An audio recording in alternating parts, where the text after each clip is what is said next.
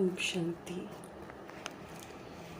मीठे प्यारे बाबा हम आत्माओं को समझ देते हैं कि अगर संगम में हम चैन से रहना चाहते हैं, सुकून से रहना चाहते हैं और फिर चैन और सुकून से शरीर छोड़ना चाहते हैं, तो ये बहुत ज़रूरी है हमारे लिए कि हम अपने को आत्मा परमात्मा का बच्चा समझकर पाठ बजाएं। आत्मा परमात्मा का बच्चा हूँ समझकर पाठ बजाएंगे तो हम अलौकिक पाठ बजाएंगे। और ये जो अलौकिक पाठ है ये सभी रूहों को सुख देगा, सुकून देगा। और जब हम ये आत्मा का रोल प्ले करेंगे तो हम आत्माओं को खुश और संतुष्ट तो रखेंगे ही। इसी विधि से हमारे हिसाब किताब जो हमने देख समझकर बनाए हुए हैं वो सारे के सारे चुकते हो जाएंगे। हमारी दृष्टि, हमारी वृत्ति, हमारी कृति सब कुछ फिर से स्वच्छ पवित्र बन जाएगी। हर तरह से हम आत्माओं को अटेंशन रखनी है। इस बात की समझ देने वाले शिव पिता परमात्मा जी का तहे दिल से धन्यवाद करेंगे और अपने को आत्मा परमात्मा का बच्चा समझकर पाठ बजाने वाले व्यक्त ब्रह्मा, अव्यक्त ब्रह्मा, गुप्त बड़ी माँ, big brother, great great grandfather का रोल प्ले करने वाली आत्मा ब्रह्मा जी का तहे दिल से धन्यवाद करेंगे। धन्यवाद करते हुए दोनों ज़बरदस्त लाइट्स को हाजिर नाजिर करते हुए उनके महावाक्य हम उन्हीं से रिवाइज करेंगे, उन्हीं से समझेंगे, उन्हीं से सब कुछ हम करेंगे और फिर समझकर उसी प्रमाण हम चलेंगे। न मनमत न परमत मिक्स करेंगे। ऐसे दुआ करते हुए हम सभी आत्माएं दोनों ज़बरदस्त लाइट्स को हाजिर नाजिर करते हुए प्रभु जी के महावाक्य जो हम समझेंगे वो समझ पूरे वायुमंडल में, प्रकृति में, तत्वों में फैले। दिल से दुआ करेंगे मीठे बाबा की मीठी समझ यूनिवर्स में मौजूद सभी रूहों तक भी पहुँचे, ये भी हम दिल से दुआ करेंगे। खास उन रूहों तक पहुँचे जो इस समय वृद्ध शरीरों में हैं लेकिन देह की दुनिया में फंसी हुई आत्माएं हैं, बंधनों में फंसी हुई आत्माएं हैं। समय है परमपिता परमात्मा से बुद्धि का योग लगाने का, तो सभी आत्माएं जो हैं बुद्धि का योग जो है उनका परमात्मा के साथ लगे। फिर बाबा के महावाक्यों की समझ उन रूहों तक पहुँचे जो हमारे साथ नेगेटिविटी में कनेक्टेड हैं, उन रूहों तक पहुँचे जो हम आत्माओं के साथ लौकिक में कनेक्टेड हैं। सभी रूहों तक प्रभु जी की समझ पहुँचे। फिर उन रूहों तक भी पहुँचे जो इस समय आकारी शरीरों में हैं और रोज़ शरीर छोड़ रही हैं आत्माएं, अचानक छोड़ रही हैं, दहशत में हैं। और फिर जो रूहें उनके साथ कनेक्टेड हैं वो रूहें सब रूहों तक प्रभु जी की समझ पहुँचे। हर आत्मा को राहत मिले, हर आत्मा का बुद्धि का योग परमात्मा के साथ लगे, उनको परिचय मिले। दिल से दुआ करेंगे, उन रूहों के लिए समर्पित करेंगे जो गर्भ में प्रवेश कर गए हैं, जो हॉस्पिटलों में पीड़ित हैं, घरों में पीड़ित अवस्था में हैं, जो प्राकृतिक आपदाओं की शिकार हो गई हैं, जो दैहिक हिंसाओं की शिकार हो गई हैं, जो माया के प्रकोप के कारण अलबेली हो गई हैं, तंत्र मंत्र के कारण अलबेली हो गई हैं, वो रूहें जो वाम मार्ग में चली गई हैं, वो रूहें जो वाम मार्ग में जाने की तैयारी कर रही हैं, जो कुमार कुमारियों के शरीरों में हैं, छोटे शरीरों में विराजमान आत्माएं हैं, जो अपनी संस्था बनाकर बैठे हैं, खुद भी गुमराह हैं, दूसरों को भी गुमराह कर रहे हैं, सभी तक बाबा जी की समझ पहुँचे। हर आत्मा परमात्मा की तरफ वापस लौटे। दिल से दुआ करेंगे भिन्न भिन्न सत्ताओं के प्रति, भिन्न भिन्न वर्गों के प्रति, भिन्न भिन्न मठ पंथों के प्रति प्रभु जी की समझ समर्पित करेंगे। उन रूहों तक समर्पित करेंगे जो दैहिक भिन्नताओं में बटी हुई हैं, दुश्मन बनी पड़ी हैं, सभी तक प्रभु जी की समझ पहुँचे। वैश्याओं तक, गणिकाओं तक प्रभु जी की समझ पहुँचे, जो उनसे ऐसे दे के धंधे करवाते हैं उन तक प्रभु जी की समझ पहुँचे। यादव कौरव यवन बन गई रूहों तक प्रभु जी की समझ पहुँचे। भूत प्रेत आत्मा बनकर जो भटक रही हैं उन तक प्रभु जी की समझ पहुँचे। तंत्र मंत्र रिद्धि सिद्धियाँ जो कर रहे हैं उन तक प्रभु जी की समझ पहुँचे। सबका बुद्धि का योग परमात्मा के साथ लगे। फिर तरह तरह के जेलों में जो बंद हैं उन रूहों तक प्रभु जी की समझ पहुँचे। अंग तस्करियाँ जो कर रहे हैं, जो ह्यूमन फ्लैश, एनिमल फ्लैश खा रहे हैं, उसका धंधा करवा रहे हैं, उन तक प्रभु जी की समझ पहुँचे। विकारों के जो वशीभूत हैं, उन तक प्रभु जी की समझ पहुँचे। साहूकारों तक प्रभु जी की समझ पहुँचे। सबका बुद्धि का योग परमात्मा के साथ लगे। फिल्म इंडस्ट्री की रूहें, अंडरवर्ल्ड डॉन्स जो बन गई हैं, वो रूहें, आतंकवादी जो बन गई हैं, उन रूहों तक प्रभु जी की समझ पहुँचे। जो तरह तरह के नशों में धुत हैं, उन तक प्रभु जी की समझ पहुँचे। उन स्थानों तक प्रभु जी की समझ पहुँचे। उन लोगों तक प्रभु जी की समझ पहुँचे जहाँ अभी तक पहुँची नहीं है। अगर पहुँचती है तो रूहें सुनने को तैयार नहीं है। सच्चाई को जानने की चाह जो है सब में जागृत हो, यही हम दिल से दुआ करेंगे। अपने लिए भी हम दुआ करेंगे कि जो बाबा हमको समझ दे रहे हैं, रोज़ की मुरली मेरा रोज़ का होमवर्क है, मैं आत्मा उसको करूं, अटेंशन रखूं, उसको अमल में लाकर पोता मेल जरूर दूं बाबा को। ये हम ध्यान रखें, अपने लिए दुआ करेंगे। इन्हीं दुआओं के साथ देखेंगे आज हमारे परमपिता परमात्मा हम आत्माओं को किस विधि से सही रास्ते पर चलने की समझ दे रहे हैं। मीठे मीठे बाबा बोले, मीठे बच्चे, याद से आत्मा का किचड़ा निकालते जाओ। हम आत्माओं के अंदर 63 जन्मों का किचड़ा है। अपने को देह समझना, फिर देह का विस्तार करना, फिर जितने भी दैहिक देह के धर्म है जो हमने धारण किए हुए हैं, इन सारी चीजों ने हम आत्मा को किचड़े वाली आत्मा बना दिया। हम परम धाम निवासी आत्माएं, शुद्ध पवित्र आत्माएं, पवित्र धाम की रहने वाली, पवित्रता के सागर की संतान, पुनर्जन्म में आकर सब देह का किचड़ा इकट्ठा कर लिया। तो शिव बाबा हमको समझ दे रहे हैं कि याद से आप आत्मा का किचड़ा निकालते जाओ। जितना हम पवित्रता के सागर को याद करते जाएंगे, अब हमारे शिव बाबा में कोई भी दैहिक बात है ही नहीं, तो जैसा संग वैसा रंग हमको चढ़ जाएगा। तो अगर हम एकदम पवित्र शिव बाबा के साथ योग लगाएंगे, उन्हीं के साथ कनेक्टेड रहेंगे, उन्हीं को याद करते रहेंगे, तो हमारे अंदर का जो भी विकारी या दैहिक किचड़ा है वो सारा निकलता जाएगा। याद की विधि से हो सकता है। बाबा मदद करते हैं, जब हम उनको याद करते हैं ना, तो उनकी याद जो है हमारी मदद करती है और हमारा किचड़ा निकल जाता है। बाबा कहते हैं आत्मा जब बिल्कुल पावन बने ना, तब घर चल सके। अब समय है घर जाने का।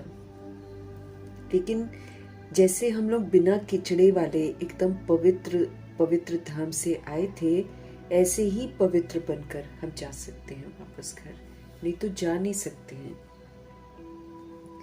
अब घर जाने का जो समय होगा, जिस समय ऐलान हो जाएगा घर वापस जाने का, उस समय तो सबको जाना ही है। लेकिन अगर हम पावन नहीं बने होंगे तो बाबा कहते हैं कि फिर हम यहाँ पर धर्मराजपुरी में अटक जाएंगे। वहां पर फिर हमको सजाओं के द्वारा पावन बनाया जाएगा, क्योंकि उसके बिना हम घर जा ही नहीं सकते। और बाबा कहते बिल्कुल पावन बनना है। फिर से वही आत्मा, फिर से वही आत्म अभिमानी स्थिति, देह की स्मृति गायब, देह के विस्तार की स्मृति गायब, सब कुछ बुद्धि से एकदम क्लीन हो जाना चाहिए। जब हम बिल्कुल भूल जाएंगे इधर का, स्मृति स्वरूप नष्ट मोहा शंकर जी की अवस्था हो जाएगी, तब हम बाबा के साथ वापस घर जा सकते हैं। ये बाबा हमको स्पष्ट कर रहे हैं। तो याद से आत्मा का किचड़ा बाबा कहते निकालते जाओ। आत्मा जब बिल्कुल पावन बन जाएगी तब वो घर चल सकती है, अदरवाइज नहीं। तो हमारे को होमवर्क है, अगर हम आराम से जाना चाहते हैं, कोई सजा नहीं खाना चाहते हैं, तो फिर हम अपने आप को याद से पावन बना लें। ये हमको होमवर्क मिला हुआ है। आज की मोटी का प्रश्न है, इस अंतिम जन्म में बाप के किस डायरेक्शन को पालन करने में ही बच्चों का कल्याण है। ये अंतिम जन्म है हमारा, 5000 वर्ष का ये ड्रामा चलता है। उस ड्रामा के कल्प में हम आत्माओं का ये अंतिम जन्म है और वो भी हम आत्माओं को ईश्वरीय जन्म मिला है। तो इस अंतिम जन्म में बाप से पूरा वर्षा ले लो, क्योंकि बाबा बार बार नहीं आएंगे, एक ही बार आते हैं और पूरा ही वर्षा देने के लिए आते हैं, ताकि उससे हम पूरा कल्प ड्रामा में पार्ट बजा सके। तो बाबा कहते, मीठे बच्चे, इस अंतिम जन्म में बाप से पूरा वर्षा ले लो, बुद्धि को बाहर में मत भटकाओ, बुद्धि को बाहर में भटकाओ मत, विष को छोड़ दो। कलयुग की सारी चीजें विषैली हैं, कुछ भी ले लो, इसमें सारा विषैलापन है। तो बुद्धि को बाहर में मत भटकाओ, विष को छोड़ दो और ज्ञान अमृत पियो, अर्थात ज्ञान को धारण करो, अपने आचरण में ले आओ। इस अंतिम जन्म में ही तुम्हें 63 जन्मों की आदत जो तुमको पड़े रखी है वो मिटानी है। अब 63 जन्मों में हमको नहीं मालूम ना, हमने कौन सी आदत को बहुत ज्यादा यूज किया है, वो बहुत कड़ा संस्कार हमको बन गया है। और वैसे भी 63 जन्मों में हमने सारी दैहिक आदतें धारण करी हुई है, देश समझकर सब कुछ किया हुआ है और वो सारी दैहिक आदतें हमारे अंदर आ गई हैं। अब बाबा हमको समझ दे रहे हैं कि 63 जन्मों की आदत तुमको मिटानी है। इसलिए क्या करना पड़ेगा, आपको रात दिन मेहनत करनी पड़ेगी और आत्म अभिमानी बनना पड़ेगा। दिन रात मेहनत कैसे करेंगे, हर समय अगर अटेंशन रखकर आत्मा बनकर पाठ बजाएंगे तो अटेंशन भी तो रखना है, तो मेहनत चाहिए ना। बार बार बॉडी कॉन्शियस आएगा, बार बार फिर से इधर उधर दिमाग जाएगा, लेकिन रात दिन मेरे को अटेंशन रखना है, बाबा कहते हैं। और रात दिन मेहनत करके मुझे देही अभिमानी बनना है।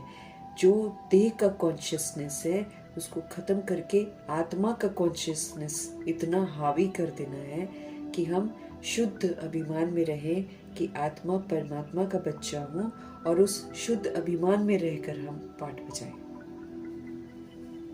तो मीठे मीठे बाबा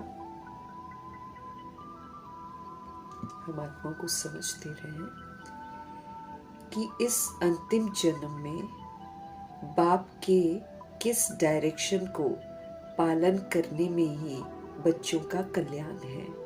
उत्तर दिया है बाबा ने। बाबा कहते हैं, मीठे बच्चे, इस अंतिम जन्म में आप बाप से पूरा वर्षा ले लो। अब आप अपनी बुद्धि को बाहर में मत भटकाओ। अब आप विष को बिल्कुल छोड़ दो। काम, क्रोध, लोभ, मोह, अहंकार, ये सारा जहर ही तो है, विष है आत्मा के लिए, जो आत्मा को विकारी बना देता है, तमो प्रधान बना देता है, बिल्कुल नीचे गिरा देता है। ऐसी जो खामियां हैं, इन सारी चीजों को बाबा कहते छोड़ दो, है ना। विष को छोड़ दो और अमृत पीना शुरू करो। अमृत पीना मतलब पिएंगे तो फिर अंदर जाएगा ना अच्छे से। तो वो जो ज्ञान अमृत है, वो जो आत्मा का जो रोल है, उस रोल की जो नॉलेज है, उसको पूरा आचरण में ले आओ। इस अंतिम जन्म में ही तुम्हें 63 जन्मों की आदत को मिटाना है। आदत पड़ी हुई है हमको बहुत सारी चीजों की, देश समझकर पाठ बजाने की आदत पड़ी हुई है, कमी कमजोरियां यूज करने की हमको आदत पड़ी हुई है। अब बाबा कहते हैं, इन आदतों को मिटा दो, क्योंकि एक भी आदत रह गई तो हम पावन घर में नहीं जा पाएंगे। धर्मराजपुरी में हमको वहां से वो आता है ना, जैसे भेज देते हैं संदेश कि आप इधर हाजिर हो जाओ अदालत में, है ना। तो धर्मराज की अदालत में हमको जाने का ऑर्डर मिलेगा। तो 63 जन्म की बाबा कहते बुरी बुरी आदतें मिटा दो।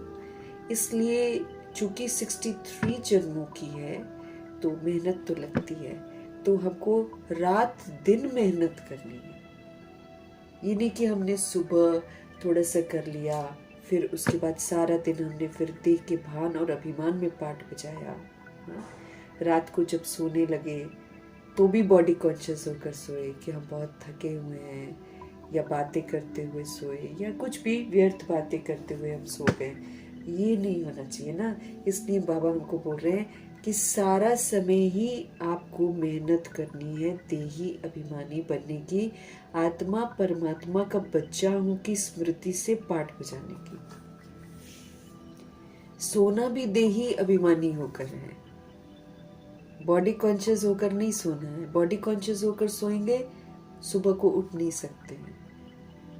आत्मा हूं, है ना, आत्मा बनकर, परमात्मा का बच्चा बनकर, पावरफुल बनकर बॉडी को अशरीरी होकर रेस्ट देना है। तो बाबा क्या बोलते हैं, 2 घंटे की नींद तुम्हारे 8 घंटे की नींद को पूरा कर देगी। तो फिर हम ज्यादा पुरुषार्थ कर पाएंगे ना। सोते रहेंगे तो हमारा पुरुषार्थ भी तो कम हो जाएगा, और बॉडी कॉन्शियस होकर सोएंगे तो फिर वहां मेरे से गफलत हो जाएगी। इसलिए बाबा हमको बोल रहे हैं रात दिन मेहनत करके देही अभिमानी बनो। हर समय याद रखो मैं आत्मा परमात्मा का बच्चा हूँ, और हर समय आत्मा परमात्मा का बच्चा हूँ समझकर अपना रोल प्ले करो। हमारे लिए बहुत जरूरी है,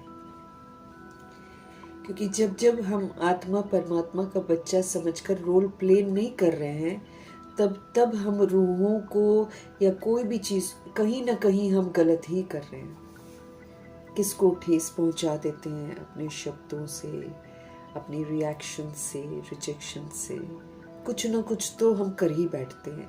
इसलिए दिन रात ही मुझे देही अभिमानी होकर रहने की वो जो विधि अपनानी है, ताकि मुझ आत्मा से मन वचन कर्म से कोई भी गलती ना हो। नहीं तो पश्चाताप होगा, सुख चैन से हम रह ही नहीं पाएंगे। अभी भी देख लो, अगर कुछ गलती करते हैं तो बेचैन हो जाते हैं, पश्चाताप होता है, क्यों किया क्यों किया।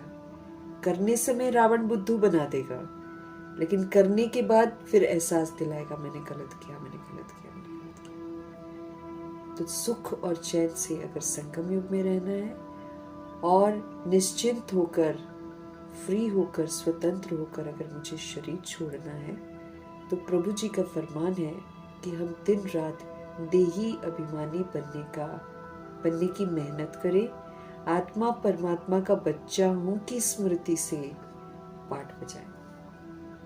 फिर हम सारी चीजों से फ्री हो जाएंगे, फिर हम गलती नहीं करेंगे।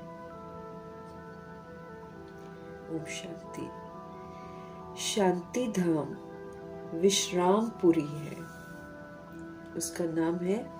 यूं तो वो मूल वतन है, निर्वाण धाम है ना, और पवित्र धाम है, परम धाम है। आज बाबा कह रहे हैं वो विश्रामपुरी है। रूहें हम इतना यहाँ पर खेल खेलते हैं, और जो अंत में आती है रूहें, वो तो ज्यादा ही खेल खेलती हैं, थक जाती हैं, क्योंकि आत्मा देह समझकर पाठ बजाती है, थक जाती है। अब उसको आराम चाहिए, तो नाटक से वापस ले जाते हैं बाबा, तो फिर रूहें वहां पर आराम करती हैं, वो विश्रामपुरी कहलाती है। इस दुनिया से सब थके हुए हैं, बॉडी समझकर पाठ बजा रही हैं रूहें, देभान देह अभिमान में पाठ बजा रही हैं, इसलिए थक रही हैं, लेकिन उनको मालूम नहीं है कि हम क्यों थक रहे हैं, लेकिन थक गई है रूहें। इस दुनिया से सब थके हुए हैं, चाहते हैं कि हम अपने सुख धाम में जाएं। ये दुनिया अच्छी नहीं लगती है। अब कईयों को तो अच्छी नहीं लगती है जब उनकी जिंदगी में हादसे होते हैं, अनप्लेजेंट दृश्य आते हैं, तब उनको अच्छी नहीं लगती है दुनिया। और वैसे भी पाप बढ़ता जा रहा है ना, हादसे बढ़ते जा रहे हैं, तो और फिर दुनिया में शुद्ध चीजें भी नहीं मिल रही हैं, अत्याचार भ्रष्टाचार अलग बढ़ता चला जा रहा है, तो दुनिया अच्छी नहीं लगती है, विकार बढ़ते ही चले जा रहे हैं। स्वर्ग को देखते हैं तो नर्क से दिल कैसे लगे, अब जिन आत्माओं को स्वर्ग के दर्शन हो जाते हैं उनको तो नर्क भाता ही नहीं है। उनको अब जब मम्मा पापा दादियाँ ये नर्क को थोड़ी देखती हैं, उनको नर्क अच्छा ही नहीं लगता। स्वर्ग को देखते हैं तो नर्क से दिल कैसे लगे। कहते हैं बाबा, कुछ बच्चे कहते बाबा जल्दी करो, इस दुख धाम से हमको ले चलो। कईयों के कर्म भोग आते हैं तो फिर दुखी होती है ना, फिर बोलते हैं कि हमको ले चलो। बाप भी हमको समझाते हैं कि ये तो छीछी दुनिया है, इनका नाम ही है डेविल वर्ल्ड। यहाँ पर आत्माएं बिल्कुल शैतान हो जाती है ना, शैतानियत आत्माओं में आ जाती है।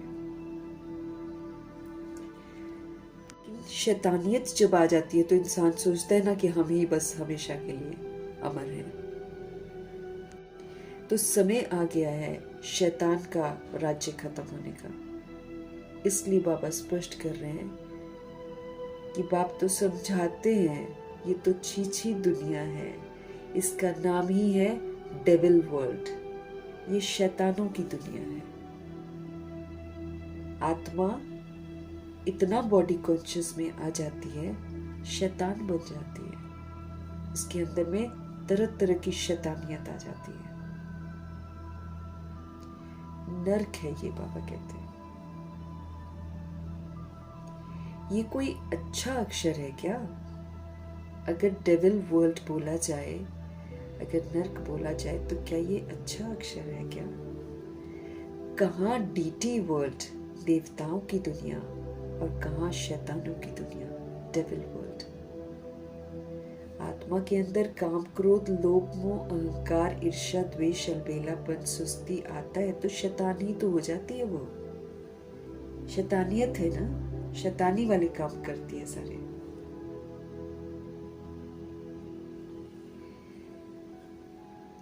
कहाँ डीटी वर्ल्ड और कहाँ डेविल वर्ल्ड। इस डेविल वर्ल्ड में सब तंग हो गए हैं।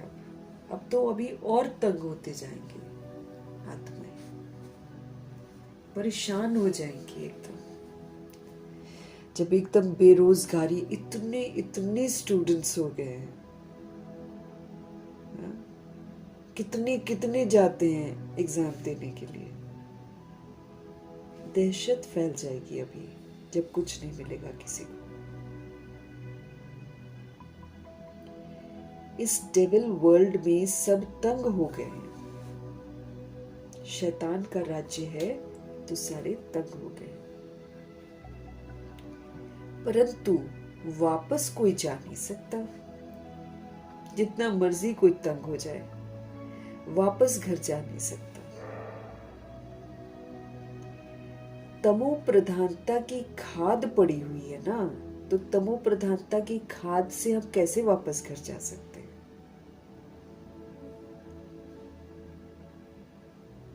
कॉपर एज, आयरन एज में रजोगुनी और तमोगुनी और तमो प्रधानता की खाद पड़ी हुई है, कैसे उड़ेंगे? वो खाद जब आत्मा से निकले, उसके लिए पुरुषार्थ हम सब कर रहे हैं। खाद जब तक मेरे अंदर है तमो प्रधानता की, तब तक तो हम उड़ नहीं सकते ना, बाबा कहते हैं।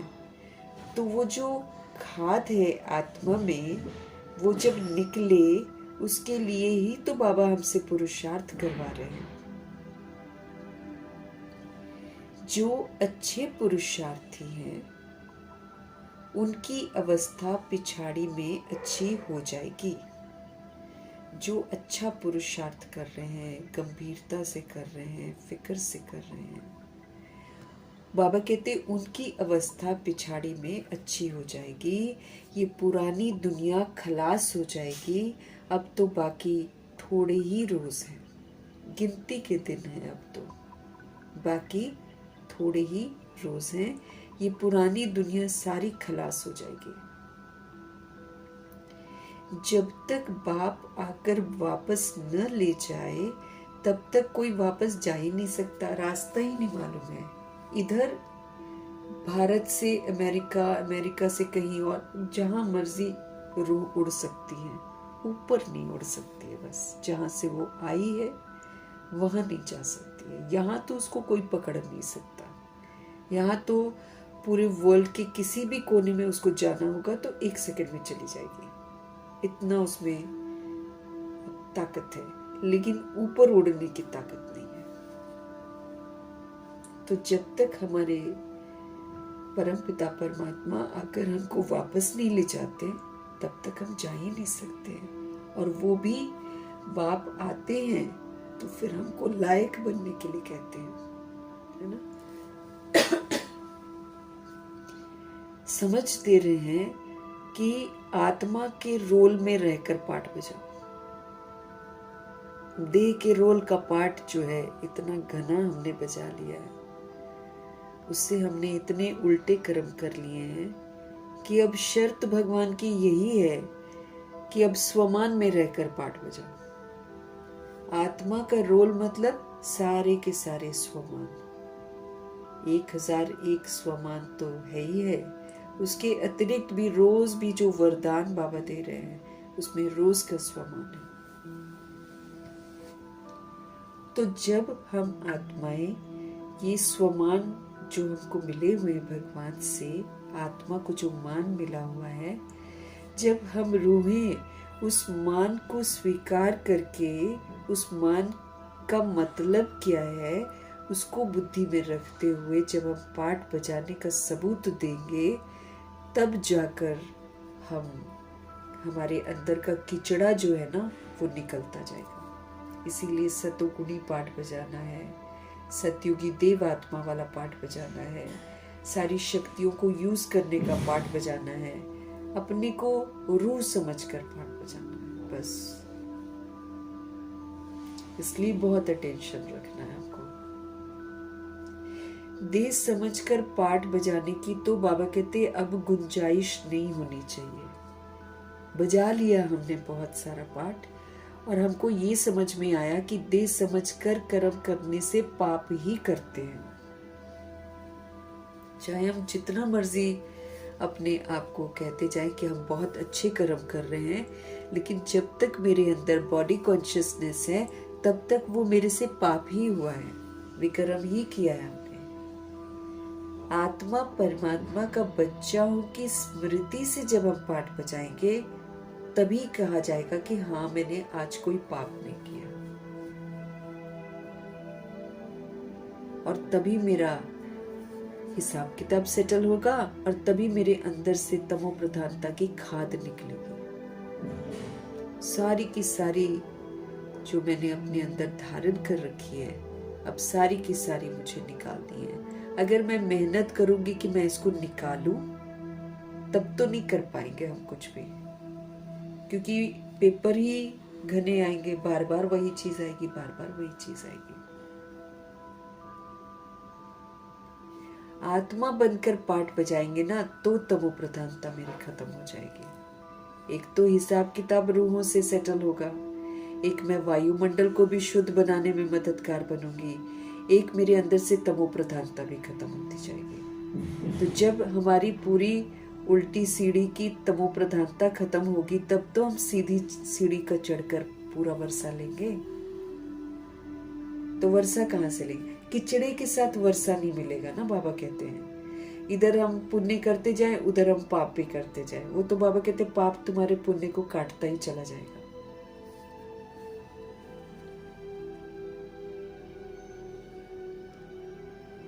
तमो प्रधानता जो हम आत्माओं के अंदर है ये इस ड्रामा में निकाली जाएगी, तब वापस घर जाएंगे हम।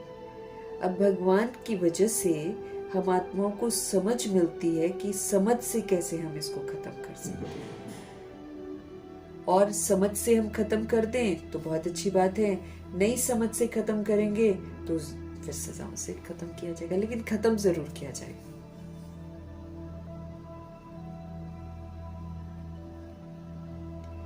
बाबा कहते हैं तमो प्रधानता की खाद पड़ी हुई है, इसलिए वापस तो कोई घर जा नहीं सकता है।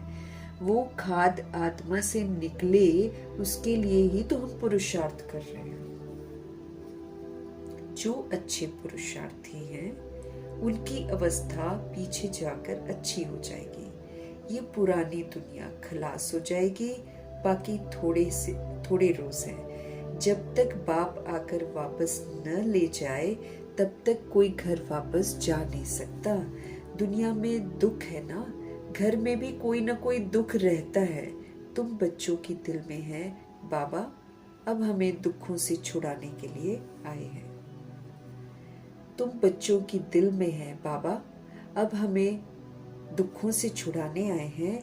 जो अच्छे निश्चय बुद्धि हैं वो बाप की याद को कभी भूलते ही नहीं है। जिनको बाबा की सारी बातों में पूरा निश्चय हो जाता है, ड्रामा में निश्चय हो जाता है, बाप में पूरा निश्चय हो जाता है, वो फिर बाप को कभी नहीं भूलते।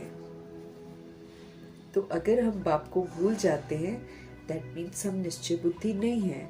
और जो निश्चय बुद्धि नहीं है वो विनश्यंती हो जाएंगे, उनका विनाश हो जाएगा। विनाश होना मतलब उनको सचखंड में जाने नहीं दिया जाएगा और वो धर्मराजपुरी में सजा खाएंगे।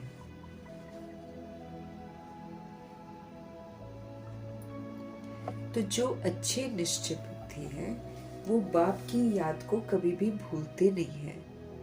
उनको कहा ही जाता है सब सर्व का दुख हरता, शिव बाबा को।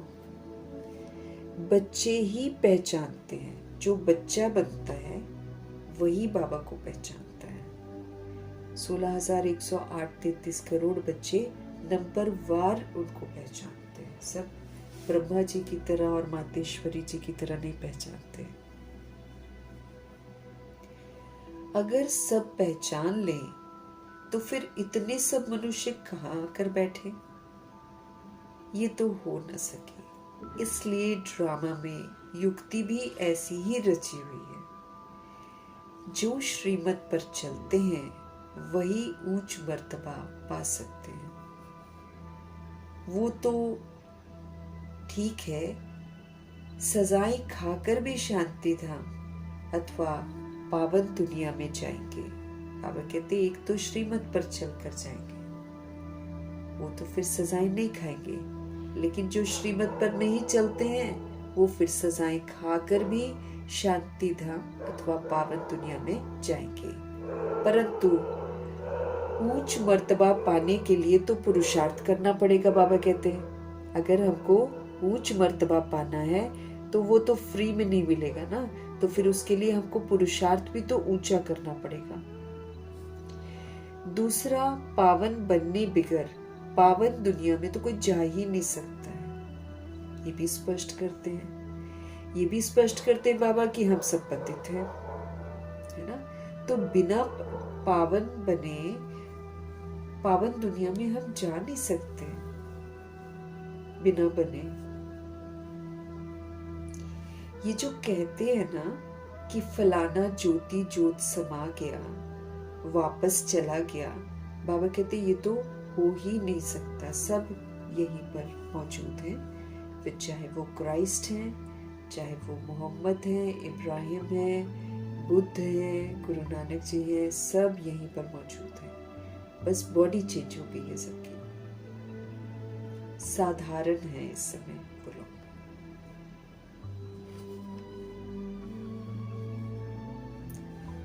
ये जो कहते हैं कि फलाना ज्योति ज्योत समा गया वापस गया, ये तो हो नहीं सकता। जो पहले पहले सृष्टि पर आए हैं लक्ष्मी नारायण, वो भी वापस जा नहीं सकते, तो और कोई कैसे जा सकता? बाकी तो बाद में आए। जो पावन थे कभी और जिन्होंने इतना सुंदर पाठ बजाया है, पवित्र थे, वो रूहें भी विस्मृत होकर एंड में दादा लेखराज और राधे बन गई और उनको भी कुछ याद नहीं। तो बाकी जो बाद में आए हैं वो कहां से ज्योति ज्योत समा जाएंगे?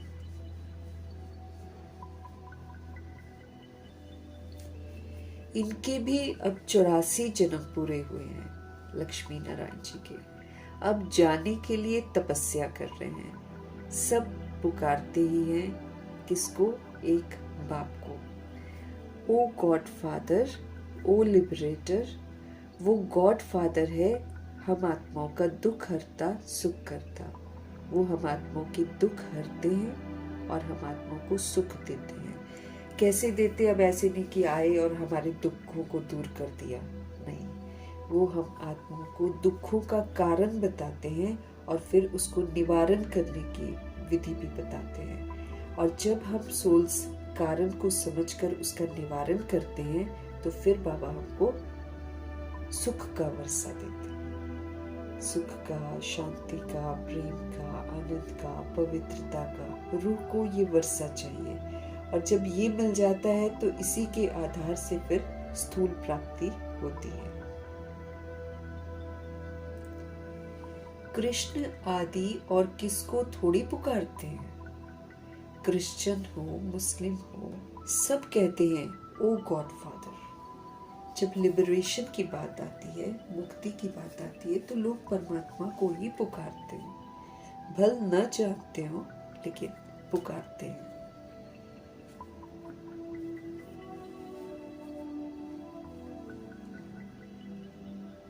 है ना? अब चाहे कितना भी आत्माएं कैसी भी हों, अब जो अर्थक्वेक में इतना ज़्यादा भयंकर अर्थक्वेक हुआ वेनेजुएला में, कैसे रो रो के एक लेडी बोल रही है, आत्मा बोल रही है कि कितना हॉरर मूवी की तरह था। She was crying and she was telling it was like a horror movie.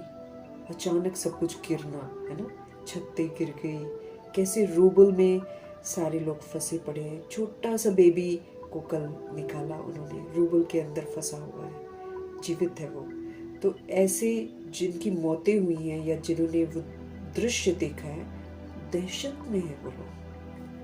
लेकिन वही है कि जब हम कर्म करते हैं तब हमको समझ में नहीं आता कि हम कैसे कैसे कर्म करते हैं। तो फिर जैसे हमारे कर्म होते ना, उसी के अनुसार प्रकृति हमको नुकसान पहुंचाती है। अभी अगर तो हम सुधर गए तब तो प्रकृति जब आएगा तो सब जगह, अब ये थोड़ी कि वहीं पर आया है, सब जगह ही आना है। धरती पूरी हिल जाएगी एकदम। तो जब आएगा तो बाबा ने क्या बोला है कि अगर मैं आत्म अभिमानी होकर पाठ बजाऊं और फिर आत्म अभिमानी होकर पाठ बजाएंगे ना, उसमें फिर हमारा चलना, उठना, बैठना, खाना पीना सब आत्मा टाइप का होना चाहिए। सोल भगवान का बच्चा बॉडी में रहते हुए कैसे पाठ बजाना चाहिए, वो तहजीब के साथ अगर हम पाठ बजाएंगे तो हम प्रकृति के गुस्से को शांत करेंगे, तो हम सारे हिसाब किताब सेटल कर देंगे, तब वो मेरे को नुकसान नहीं पहुंचाएगी। बाबा के सेंटर्स को भी थोड़ा नुकसान पहुंचा है, लेकिन फिर भी वो लोग सेफ हैं। वेनेजुएला में हर जगह तो बाबा का सेंटर है। फिलीपींस में आया था, वहाँ भी बाबा का सेंटर, वहाँ की दीदी ने भी मतलब संबोधित करके सबको बताया था। वेनेजुएला में नुकसान पहुंचा है, लेकिन फिर भी सोल्स सेफ हैं। लेकिन वो सोल्स जो इतने मर गए और इतने दब गए हैं और कैसे रो रहे हैं। तो जब हम कर्म करते ना, तब हम परवाह नहीं करते। अभी हम भी देखो, बाबा के जो बच्चे हैं जो पढ़ रहे हैं, हमको हमारी तो और शामत आएगी, क्योंकि हमको तो मिल रही है समझ, इतनी पालना मिल रही है, बाप की पालना मिल रही है, शिक्षक की पालना मिल रही है और सदगुरु की पालना मिल रही है। किस लिए मिल रही है? ताकि हम अपना भाग्य भी बनाएं और भाग्य बनाते बनाते हम सृष्टि को सुकून पहुंचाएं। क्योंकि आत्मा बनकर अगर हम पाठ बजाएंगे तो हम सुकून पहुंचाएंगे। अब समझ में आता है कि मम्मा क्यों बोलती है कि चलो भी तो इस धरती को कष्ट ना हो, क्योंकि हमने 63 जन्म इस सृष्टि के नियमों के खिलाफ जाकर इसको कष्ट दिया है।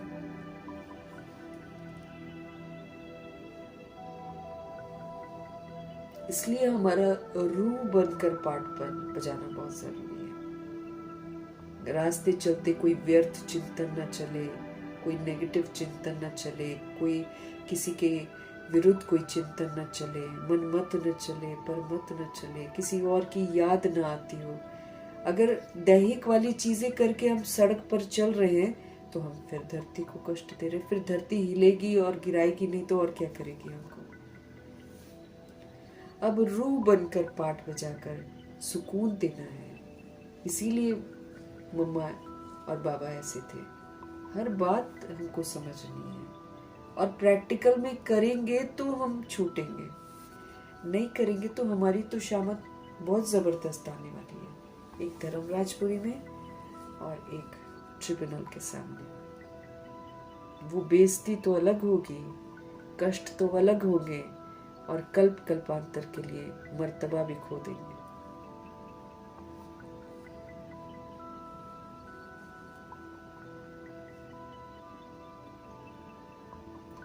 सब गॉड फादर को पुकारते हैं। अब जब ऐसे हादसे होते हैं तो लोग भगवान को ही तो बोलते हैं,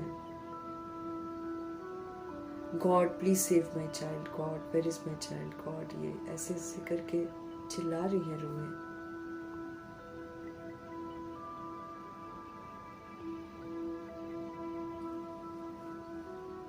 ये थोड़ी कि पता है विडंबना है कि कहीं पर ऐसा हो रहा है और बाकी दुनिया अपने अपने में सब मस्त है। हम नहीं मस्त रह सकते हैं, हमको नहीं मस्त रहना है। जैसे जनक दादी बोल रही थी कि जब हादसे ऐसे होते हैं ना, उन रूहों को सुकून देने के वाइब्स भेजो। जो मेरा कर्तव्य है वो मुझे आत्मा को उस समय करना है उन रूहों के लिए। ये नहीं कि अपना खाए पिए, अपना एंजॉय किया, परिवार के साथ रहे, शामत आ जाएगी। क्योंकि जो आज उनके साथ हो रहा है वो हमारे साथ भी होने वाला है। जैसे कोई शरीर छोड़ता है, रूहें जाती हैं शमशान घाट में, तो सामने लिखा होता है अगली बारी तुम्हारी है। तो भी इंसान नहीं समझता है, सोचता है वो गया, हम तो नहीं अभी जाएंगे। ये क्या है, अपने आप को ठग रहे हैं। अगर बाबा कहते हैं ना श्राद्ध करते हैं, अगर ये समझ जाए ना कि श्राद्ध क्या है, तो श्राद्ध एक रिमाइंडर है हम आत्माओं के लिए कि सुधर जाओ। यही होगा अंत में। जैसे हम लोग गए हैं ना, वैसे सबको जाना है, तो सुधर जाओ। वो हमको ये संकेत देते हैं। इंसान नहीं समझता है, इंसान समझता है दूसरे का हमने कर दिया, भाई हम तो रहेंगे। गारंटी 1 सेकंड की भी नहीं है हमारी अब।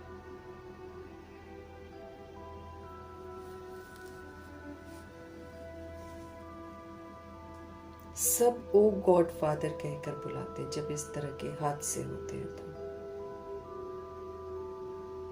कौन बुलाती है? रूह बुलाती है। रूह देखती है ऊपर, रूह ऊपर देखती है उस समय, ओ गॉड प्लीज प्रोटेक्ट मी।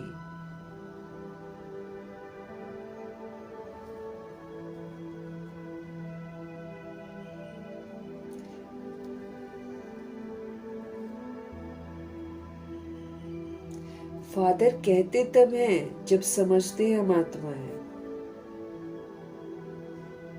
तब वो पिता है ना। जब मैं आत्मा हूं तो बॉडी का तो फादर कोई और है।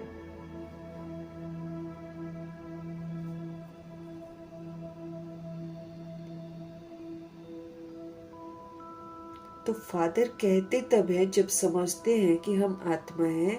आत्मा भी कोई चीज है ना, आत्मा कोई बड़ी चीज नहीं है, वो तो एक स्टार है और अति सूक्ष्म है, जिसके साथ हम पाठ बजा रहे होते हैं, जिसको हम अपना परिवार या रिश्ता समझते हैं। वो तो रूह है, बॉडी तो एक इंस्ट्रूमेंट है बस। अति सूक्ष्म है रूह, कहाँ दिखाई देती है? शरीर ही दिखाई देता है। तो बिना रूह के, बिना रथी के, रथ क्या बन जाता है? अर्थी। तुम आप उसके साथ जो मर्जी करो, आप उसको जलाओ, आप उसको दफनाओ, क्या फर्क पड़ता है? वो तो मुर्दा है। रूह, रूह से वैल्यू है बॉडी की। और वो रूह मरती नहीं है, अति सूक्ष्म है। जैसे बाबा है वैसे ही आत्मा का स्वरूप है। वो हमारे शिव बाबा भी दिखाई थोड़ी देते हैं, अति सूक्ष्म है, लेकिन अनुभव करा देते हैं। अगर हम उनको अपने साथ रखते हैं ना, अनुभव कराते हैं। तो इस सृष्टि पर जो दिखाई नहीं देता है वही सत्य है, बाकी सारा का सारा झूठ है, जिसको आत्मा बॉडी कॉन्शियसनेस में अपना समझ बैठती है। सब झूठ है।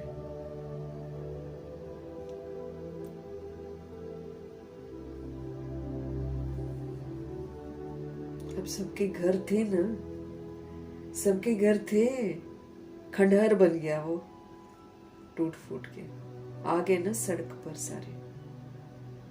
ऐसे पूरे वर्ल्ड की सोल्स ने आना है सड़क पर,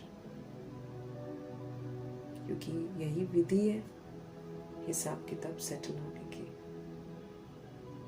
जिस चीज का घमंड रूह करती है वो घमंड तोड़ा जाता है। ड्रामा और प्रकृति यही कार्य करते हैं कि उसका घमंड तोड़ते हैं, दे अभिमान को तोड़ते हैं कि देख तेरा कुछ नहीं है। इसलिए अर्थक्वेक वगैरह आएगा।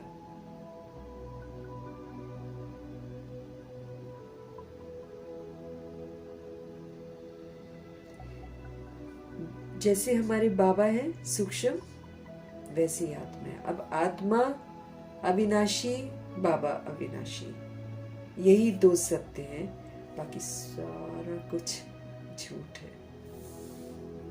जो दिखाई दे रहा है वो सारा का सारा झूठ है,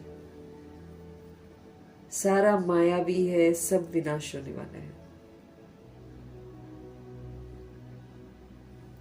अब तुम बाप की महिमा करते हो कि वो सच्चित है, ज्ञान का सागर है, वो तो आनंद का सागर है। तुम्हारी आत्मा भी उनके समान बनती है। अब हम लोगों को भी बोला जा रहा है कि तुम मेरे बच्चे हो ना। पहले तो बॉडी का बच्चा समझ रहे थे हम लोग, अब हमको पता चल गया कि बॉडी बॉडी दोनों विनाशी, वो तो एक रोल है, वो तो ड्रामा में एक पार्ट बजा रहे हैं हम लोग कर्मा के अनुसार, वो रियलिटी नहीं है।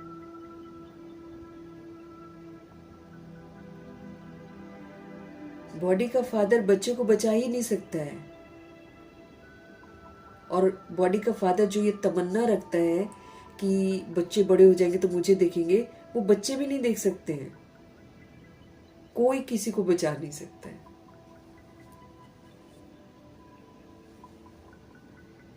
सब लिमिटेड है।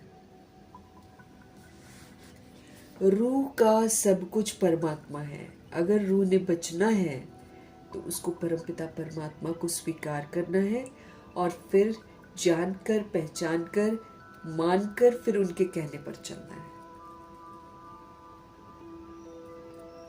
तो जो महिमा हमारे बाप की है, अगर मैं आत्मा ये प्रूव करना चाहती हूँ कि मैं उनका बच्चा हूँ, तो वो महिमा विशेषताओं की जो है वो फिर हमारे अंदर भी तो आनी चाहिए, तब तो हम प्रूव करेंगे ना कि हम भगवान के बच्चे हैं।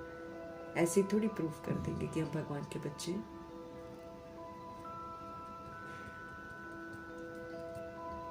समझ का पाठ बजाएंगे, सभी आत्माओं को सुख देंगे, सबको आत्मिक। बाबा कैसे करते हैं? बाबा सब आत्मा को देखते हैं। तो जब मैं भी सबको आत्मा रूप में देखूंगी तो समझो कि मैं बाप का बच्चा हूं। बाबा सबको सुख देते हैं, मैं भी सुख दूंगी तो मैं बाप का बच्चा हूं। शुभ भावना शुभकामना धारी है हमारे बाबा, मैं भी बनूंगी तो मैं बाप का बच्चा हूं। ऐसे मुझे प्रूव करना है। बहुत मेहनत है, सजाओं से बचने के लिए बहुत मेहनत करनी है। नहीं तो सजाएं तो हमारी फिक्स है, वो तो ऑलरेडी फिक्स है।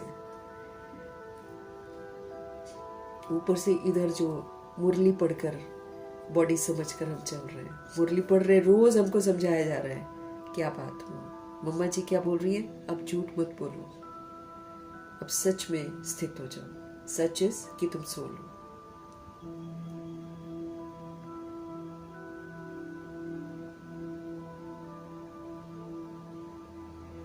तुम्हारी आत्मा भी उनके समान अब बनती है। तुम्हारी बुद्धि में अब सारे सृष्टि के आदि मध्य अंत का ज्ञान आ गया है। अब हमको पता चलता है कि प्राचीन युग है ये संगम युग। इसमें हम राजयोग सीखते हैं। अगर हम राजयोगी बनकर कामयाब हो जाते हैं तो फिर हमको सतयुग का गिफ्ट मिलता है और 2500 वर्ष की राजधानी का गिफ्ट मिलता है। लेकिन सचखंड में जाते हैं और फिर उसके बाद मध्य में हम विस्मृत होते हैं। विस्मृति बहुत बढ़ती चली जाती है तो अंत में हम बिल्कुल गंदे बच जाते हैं। फिर बाबा हमको सुधारते हैं, फिर सृष्टि परिवर्तन हो जाता है। अब हमको ये बात पता चल गई है कि ड्रामा ऐसे चलता है और 5000 वर्ष के बाद उसकी समाप्ति जरूर होती है। ये सारी चीजें अब हमको बाबा से समझ में आ गई। We know the drama now ना। अब हम गलती नहीं कर सकते हैं कायदे से। जब समझ में आ गया, जब नहीं समझ आए वो अलग बात है। बाबा उस दिन कह रहे थे ना, वो बेचारे जो नहीं जानते हैं उनकी बात ही अलग है, तुम्हारी खैर नहीं है।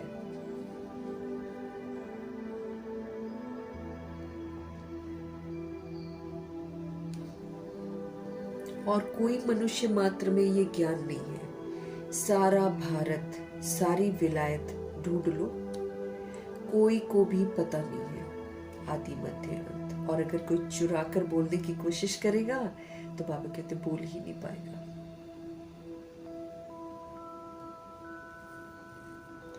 आत्मा 84 जन्मों का पाठ बजाती है। 84 लाख तो इम्पॉसिबल है। 84 लाख जन्मों का तो कोई वर्णन कर ही न सके। 84 जन्म ठीक है, 84 लाख योनिया, वो कीड़े मकोड़े, आजकल तो नए नए टाइप के कीड़े हम देखते हैं। अजीबो गरीब उनके नाम क्या होंगे खुदा जाने। लेकिन दिन पर दिन कीड़े मकोड़े, इसको बोल सकते कि 84 लाख योनिया है। लेकिन इंसान जो है वो 84 लाख जन्म ले, बाबा कहते हैं ऐसा तो हो नहीं सकता है। 5000 वर्ष में तो सृष्टि का क्या हाल हो गया है। 5000 वर्ष के ज्यादा हो जाए तो पता नहीं क्या हो जाए। यहाँ तो 84 लाख तो बाबा कहते इम्पॉसिबल है। 84 लाख जन्मों का तो कोई वर्णन ही नहीं कर सकता है। अनकंट्रोलेबल हो जाएगा ना 84 लाख तो। हमारे शिव बाबा कहते हैं तुम अपने जन्मों को नहीं जानते हो, हम आपको सुनाते हैं। क्योंकि हम तो पुनर्जन्म में आते आते भूल जाते हैं, हमको क्या याद रहेगा। लेकिन हमारे शिव बाबा पुनर्जन्म रहित हैं, इसलिए वो सारा राज जानते हैं और हम आत्मा को सारे राजों से परिचित कराते हैं।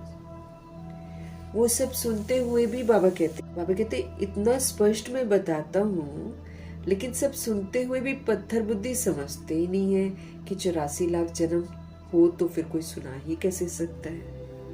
नहीं समझते, वो अपने ही शास्त्रों की बातों को लेकर बैठे रहते हैं। अभी तुम बच्चे जानते हो कि हम ब्राह्मण हैं। इस समय हम ब्राह्मण हैं, है ना। पवित्रता की प्रतिज्ञा की है, इसलिए अब हमारे में स्वच्छता होनी चाहिए। पुराना दैहिकपन नहीं होना चाहिए अब हमारे अंदर। इसका सबूत हमको देना है। ब्राह्मण मतलब नया जन्म है। पहले शूद्र थे सारे, अब शूद्र से, अब दुनिया भले शूद्र दुनिया में अगर वैसे आप देखेंगे तो शेड्यूल कास्ट या पीछे का कास्ट जो होता है वो डिफरेंट समझते हैं लोग, है ना। कोई अपने आप को राजपूत बोलेगा, हाई फाई वाला कास्ट बोलेगा, कोई किसी को लो कास्ट वाला बोलेगा। ये मनुष्य की मत है। भगवान जी ने आकर बोला सब के सभी शूद्र हैं। शूद्र मतलब अनटचेबल, अछूत, जिसको छुएगा कोई नहीं। हाँ, अछूत, सबके सब अछूत है। क्यों? क्योंकि सबके अंदर काम, क्रोध, लोभ, मोह विकार है। उसमें कोई अपने आप को राजपूत बोलेगा तो वो राजपूत थोड़े हो गया।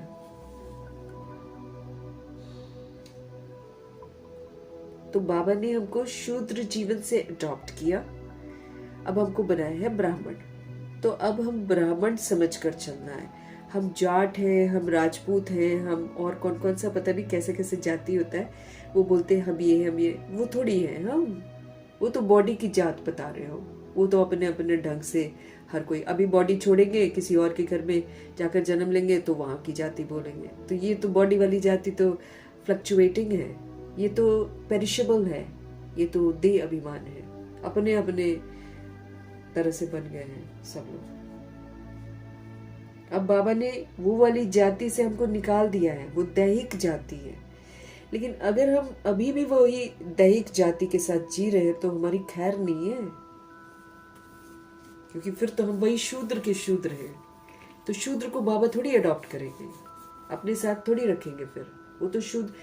हम एडॉप्शन में, बाबा ने अडॉप्ट तो हमको किया है, लेकिन हम एडॉप्शन की लाइन में अर्थात भगवान की छत्र छाया में तो तभी रहेंगे ना जब हम अपने आप को ब्राह्मण समझ कर चलेंगे।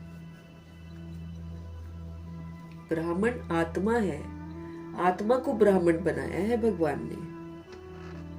तो इसी ब्राह्मण बनने में ही तो मुझे अपने दिमाग से जाति, नाम, मर्तबा सारा मिटाना है, क्योंकि वो तो झूठ है, वो तो देह का अभिमान है। एक एक चीज हमको मिटानी है।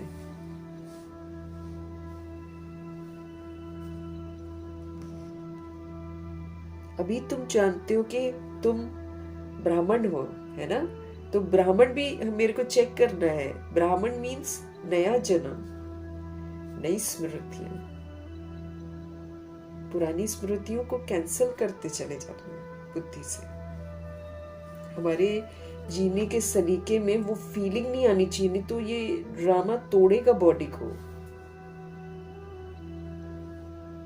और हम लोग की बॉडी जब टूटेगी ना, अगर हम सुधरे नहीं, तो हम ये नहीं, अब उधर तो जैसे कई जगह पर जो भी होता है तो लोग मर जाते हैं, मतलब रूह जो है ना बॉडी छोड़ देती है। यहाँ तो रूह बॉडी नहीं छोड़ सकती ना, हमारी वाली रूह बॉडी नहीं छोड़ पाएगी जब तक अपना अकाउंट क्लियर नहीं करेगी।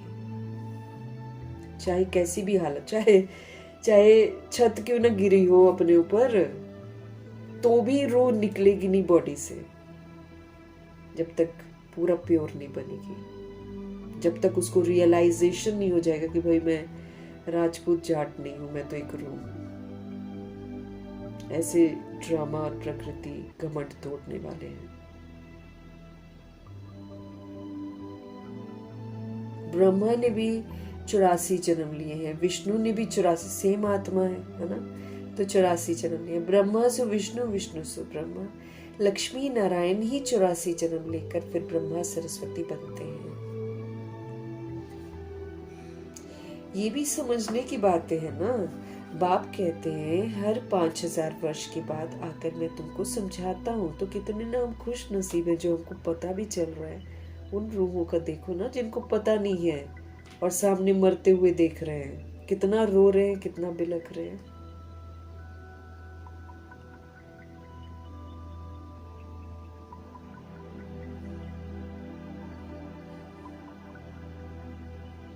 हम तो खुश नसीब, at least we know the drama, we know the karma का फिलॉसफी।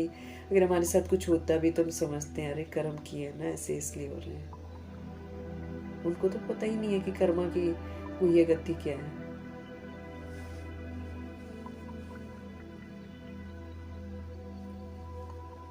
बाप कहते हैं हर 5000 वर्ष के बाद आकर समझाता हूँ। 5000 वर्ष का ये चक्र है। अभी तुमने वर्णों का राज भी समझा है। अब तो ये वर्ण, आखिरी वर्ण शूद्र वर्ण में जब हम आ जाते हैं तब बाबा हमको अडॉप्ट करके ब्राह्मण वर्ण में लाते हैं। अब ब्राह्मण वर्ण में आने के बाद मेरा सारा ध्यान इस बात पर रहना चाहिए कि कैसे हम कर्म योगी फरिश्ते का पाठ बजाकर हम फरिश्ता बने। अगर अपने को बचना है तो कर्म योगी फरिश्ता बनना है। याद में रहकर कर्म करते हुए फरिश्तों वाले कर्तव्य करने हैं सबके साथ। करेक्शन है ना, बिगड़ गए हैं तो यही करेक्शन है हमारा। ऐसे नहीं है कि बाबा आए हैं तो जादू मंत्र करके हमको मुक्त कर देंगे पनिशमेंट से। ऐसे नहीं करते हैं, वो अलाउड भी नहीं है उनको, क्योंकि ड्रामा किसी को छोड़ता नहीं है। इसलिए बाबा को इजाजत नहीं है कि वो यूं ही हमको मुक्त कर दे। हमको मुक्त होना है यहाँ पर खुद ब खुद, फिर वो ले जाएंगे हमको साथ में। अभी तुमने वर्णों का राज भी समझा है। देवता वर्ण है, फिर क्षत्रिय वर्ण है, फिर वैश्य वर्ण है, फिर शूद्र वर्ण है, फिर ब्राह्मण वर्ण है ना, फिर फरिश्ता बनेंगे, फिर बिंदी, फिर ऐसे ऐसे वर्ण से गुजरते हैं।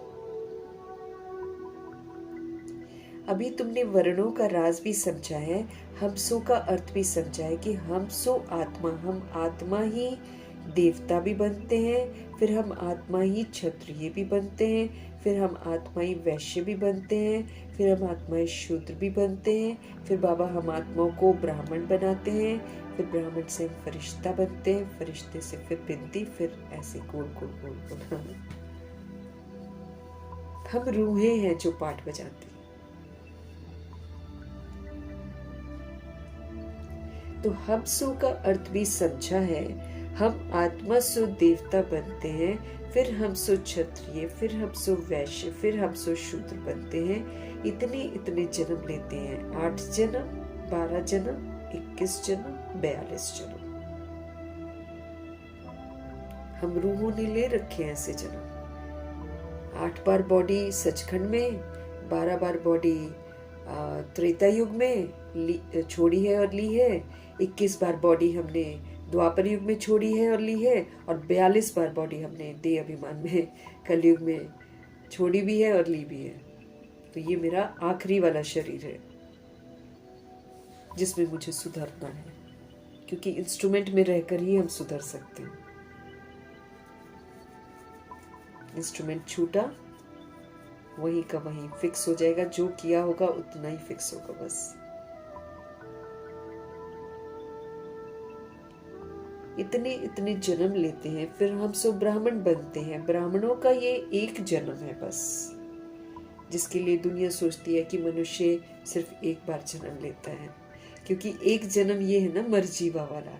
इसमें हम बॉडी से नहीं मरते हैं, लेकिन इसमें हम बुद्धि से समझकर पुरानेपन से मरते हैं। देह समझकर जो पाठ किया बजाया है, वो हम आत्मा समझकर अब पाठ बजाते हैं। दिस इज माई न्यू जन्म। इस न्यू जन्म में बाबा का कहना है कि हम आत्मा बनकर पाठ बजाएं, तब हम बजा पाएंगे सारा पावरफुल पाठ, क्योंकि सोल सतोगुणी होती है। कष्ट जरूर होता है बजाने में, क्योंकि बॉडी कॉन्शियस जो है ना, बार बार अभिमान अपमान आता है, थोड़ा सा टेंशन रखना पड़ता है, लेकिन विधि यही है सुधरने की।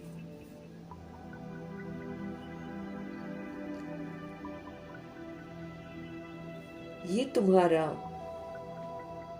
बाबा कहते हैं ब्राह्मणों का ये एक ही जन्म है, ये है ही तुम्हारा हीरे जैसा जन्म। इसमें हमको बेदाग हीरा बनना है, आत्मा को बेदाग हीरा बनना है, इसीलिए इसको डायमंड एज बोलते हैं। वैसे तो आयरन एज है, लेकिन बाबा के बच्चों के लिए डायमंड एज है। और देखो मधुबन में कैसे डायमंड हॉल बना है, वो हॉल जहाँ रूहें आती हैं हीरे जैसा बनने के लिए। तो ये हम आत्माओं का हीरे जैसा जन्म है। प्रभु जी हमको बेदाग हीरा बना रहे हैं, हमको समझ दे रहे बच्चे तुमसे गलतियां हो गई हैं, लेकिन तुमने अनजाने में की है, इसलिए उसको लगा दो तुम बिंदी। उसके बारे में मत सोचो कि मैंने क्यों किया, कैसे किया। तुम उसको बिंदी लगाओ और अब वो करो जो मैं तुम्हें कहता हूं, तो फिर तुम इन सारी चीजों से मुक्त हो जाओगे। हमारे बाबा हमको कहते हैं ये तुम्हारा उत्तम शरीर है, ये जो मर जीवा शरीर है ना, पहले वाला नहीं। बॉडी वही है, लेकिन बुद्धि से हम मरे हैं पुरानेपन से, तो उसमें फिर पुरानी स्मृतियों को मिटा देना है। All those birthdays and anniversaries सारा कैंसिल। अब मैं कौन हूँ? अब मैं रूह हूँ, है ना। तो ये मेरे को इस समय ये तन जो है ये प्रभु की अमानत हो गया है, क्योंकि हम बाबा को सब कुछ सौंपते हैं, है ना। तन मन धन सब प्रभु को सौंपते हैं, फिर बाबा हमको अमानत के रूप में इसको देते हैं। तो ये प्रभु जी की अमानत है, ये उत्तम शरीर है, इसमें हम देवता बन सकते हैं, फरिश्ता बन सकते हैं। ये तुम्हारा उत्तम शरीर है, इससे तुम स्वर्ग का वर्षा पा सकते हो।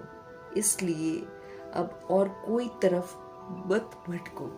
इधर उधर इधर उधर दिमाग जाता है ना, मत भटको बाबा कहते हैं। ज्ञान का अमृत पियो। खाली मुरली रीड कर लेंगे तो ज्ञान अमृत नहीं पिया। ज्ञान अमृत पियो मतलब अंदर लेकर जाओ अच्छी तरह, फिर उसको अमल में लाओ।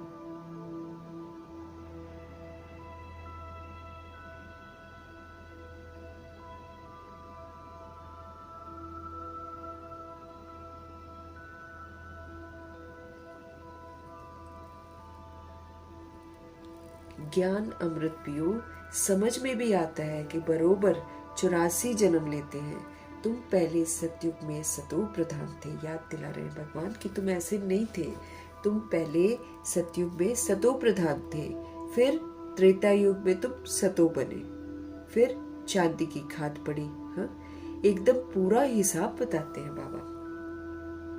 चांदी की खाद पड़ना भी नापास है ना, नापास है। वो भी पवित्र रहते हैं, लेकिन प्रभु की नजरों में वो लोग नापास हैं, क्योंकि वो लोग बहुत युद्ध करते रहते हैं, ज्ञान के अस्त्र शस्त्रों को यूज नहीं करते, एंड में जाकर पास होते हैं।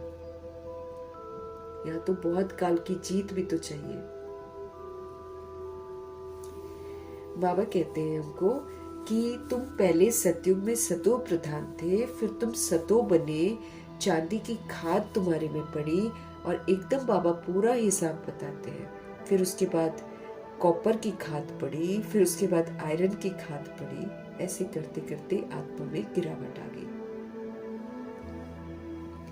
एकदम पूरा हिसाब बाबा बताते हैं हमको।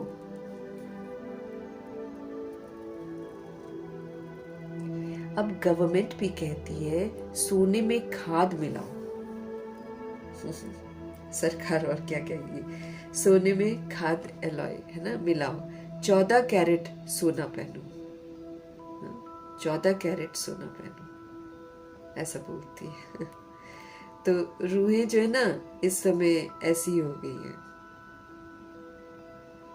गड़बड़ हो गई है रूहें। सोने में खाद डालना ये भारतवासी अब शगुन समझते हैं, लेकिन अब तो मिलावट ही मिलावट है। हमको लगेगा कि सोना है और उसके बीच में कितना कुछ मिलाया होता, तभी वो हैवी हो जाता है। नहीं तो प्योर सोना तो बहुत लाइट होता है, हल्का होता है सोना तो।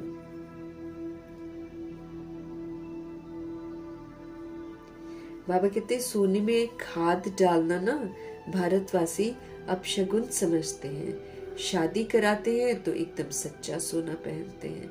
सोने पर भी भारतवासियों का बहुत प्यार है। क्यों? भारत की बात मत पूछो। सतयुग में तो सोने के महल थे, सोने की ईंटें थी। जैसे यहाँ ईंटों की ढेरी लगी रहती ना, वहाँ सोने चांदी की ढेरी रहती है। माया मच्छंदर का खेल भी दिखाते हैं, है ना, कि गया था और वहाँ उसने देखा सोना है, सपना टाइप का देखा था, और सोना उठा के वहां से ले आया। जब जगा तो देखा हाथ में कुछ नहीं। तो ये क्या था? माया मच्छंदर का खेल था, मायावी था। उसने सोने की ईंटें देखी, सोचा ले जाता हूँ, नीचे उतरा तो देखा कुछ भी नहीं। कुछ न कुछ बात लगती है, बच्चियां समझती हैं। अभी हम फिर से स्वर्ग में जाते हैं, और फिर अगर पति आदि तंग करते हैं तो बेचारी अंदर में रोती हैं, कब हम सुख धाम में जाएंगे, ऐसा सोचती हैं। बाबा अब जल्दी करो। बाप कहते हैं बच्चे जल्दी कैसे करो, पहले तुम योग बल से अपना खिचड़ा तो निकाल लो। हाँ, शुरू में ही बोलती थी जल्दी करो जल्दी करो, चलो सो। अब ये नहीं समझ में आता है ना कि सुधरना है।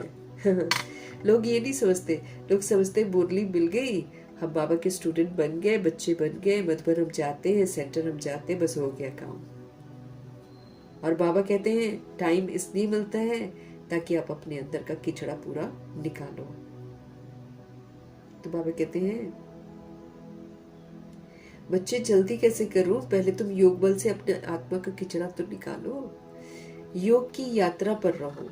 बाप हमको धीरज देते हैं, पुकारते भी हो ना, हे पतित पावन आओ। गाते भी हैं, सबका सदगति दाता है वो, और एक ही है।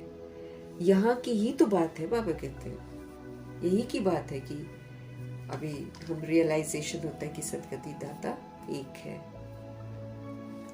यहाँ की ही बात है। अकासुर बकासुर ये सब बातें इस संगम समय की है। अब जो बाबा की श्रीमत पर नहीं चलते हैं, विरोधी बन जाते हैं, विघन बन जाते हैं, वो फिर अकासुर बकासुर कहलाते हैं। तो बाबा कहते हैं ये जो अकासुर बकासुर है ना, ये भी संगम समय का है। ऐसा नहीं कि अकासुर बकासुर जैसा राक्षस वाला होगा, नहीं। आत्माएं इस समय अगर श्रीमत के विपरीत है तो फिर वो अकासुर बकासुर कहलाती है। ये है ही आसुरी दुनिया। जब असुर बन जाते हैं तब कहलाते हैं अकासुर बकासुर।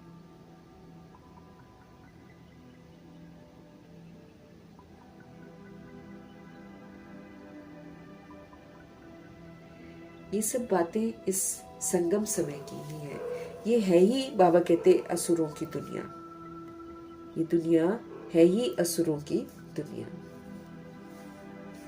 तो बाप समझाते हैं, मैं कल्प कल्प संगम पर आता हूँ जब सारा झाड़ एकदम जर्जरीभूत अवस्था को पा लेता है, गिरने वाला होता है ना, तब बाबा आते हैं।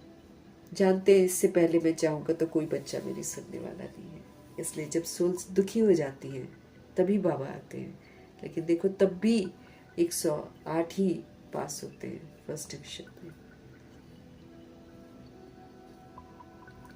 तुम जानते हो सतयुग में हर चीज जो है ना एकदम प्योर सतो प्रधान होती है, क्योंकि सोल सतो प्रधान है। यहाँ इतने पंछी जानवर आदि हैं, ये सब इतने वहां नहीं होंगे। अब वहां पर चील थोड़ी होगी, कबूतर थोड़ी होंगे। जो गंद यहाँ फैलाते हैं, जो गंदी गंदी चीजें खाते हैं, वो थोड़ी वहां पर होंगे। ये सब इतने वहां नहीं होंगे। बड़े आदमियों के पास अच्छी सफाई रहती है, उन्हों के रहने का स्थान, उनका फर्नीचर आदि बहुत अच्छा होता है। 100 तो नौकर रखे होते हैं उन्होंने ये काम के लिए, वो काम के लिए। तो साहूकारी जो है जिनकी है ना, तो वो साहूकारियों के बाबा कहते घरों में बड़ी सफाई रहती है, एक डस्ट पार्टिकल भी रहने नहीं देते।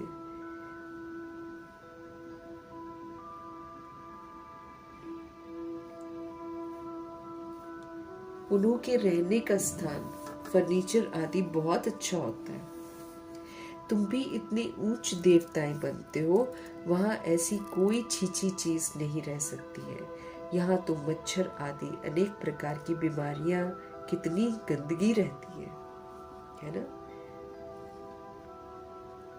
मच्छर मक्खियां, जहाँ लोग अपने घरों को सुंदर सुंदर साफ रखते हैं, कूड़ा बाहर फेंक देंगे जहाँ खाली जगह मिलेगी ना वहां पर फेंक देंगे। यहाँ तो मच्छर आदि, मक्खियां, अनेक प्रकार की बीमारियां, कितनी गंदगी रहती है, बहुत गंदगी रहती है सच्ची में। गांव में इतना गंद नहीं रहता, गांव फिर भी साफ सुथरे हैं। ये ज्यादा सिविलाइज्ड शहर समझते हैं तो फिर ज्यादा गंदा करते हैं। गांव में इतना गंद नहीं रहता है, बड़े बड़े शहरों में बहुत गंदगी रहती है। तो विदेश के लोग आते हैं, ये तो साफ सफाई करके प्रॉपर एरिया दिखा देती है सरकार। बाकी देख ले तो नफरत करें वो लोग कि कैसे ये लोग रहते हैं। झुग्गियां जहाँ कितनी गंदगी है। बड़े बड़े शहरों में बहुत गंदगी रहती है, क्योंकि बहुत मनुष्य हो गए हैं, रहने की जगह नहीं है। तुम सारे विश्व के मालिक बनते हो। मनुष्य गाते हैं, घट ही है, घट ही में ब्रह्मा, घट ही में विष्णु, घट ही में 9 लाख तारे। ब्रह्मा सु विष्णु बन जाते हैं, विष्णु के साथ सितारे भी हैं। सतयुग में ये देवता बनते हैं तो इतने थोड़ी होते हैं। झाड़ पहले छोटा होता है, फिर वृद्धि को पाता है। सतयुग में तो बहुत थोड़े होंगे, मीठी नदियों के ऊपर रहते होंगे। यहाँ नदियों से बहुत कैनाल्स निकालते हैं, वहाँ कैनाल्स आदि थोड़ी होते हैं। मुट्ठी जितने भी मनुष्य होते हैं, मतलब गिनती के लोग होते हैं ना सतयुग में, तो गंदगी थोड़ी होती है वहां पर। इतना साफ सब कुछ। फल भी जो उतारा वो पूरा खा लिया, गंद कहाँ से फैलेगा? गंद नहीं फैलता वहां पर। फालतू खाते भी नहीं है, या तो फालतू खाते हैं।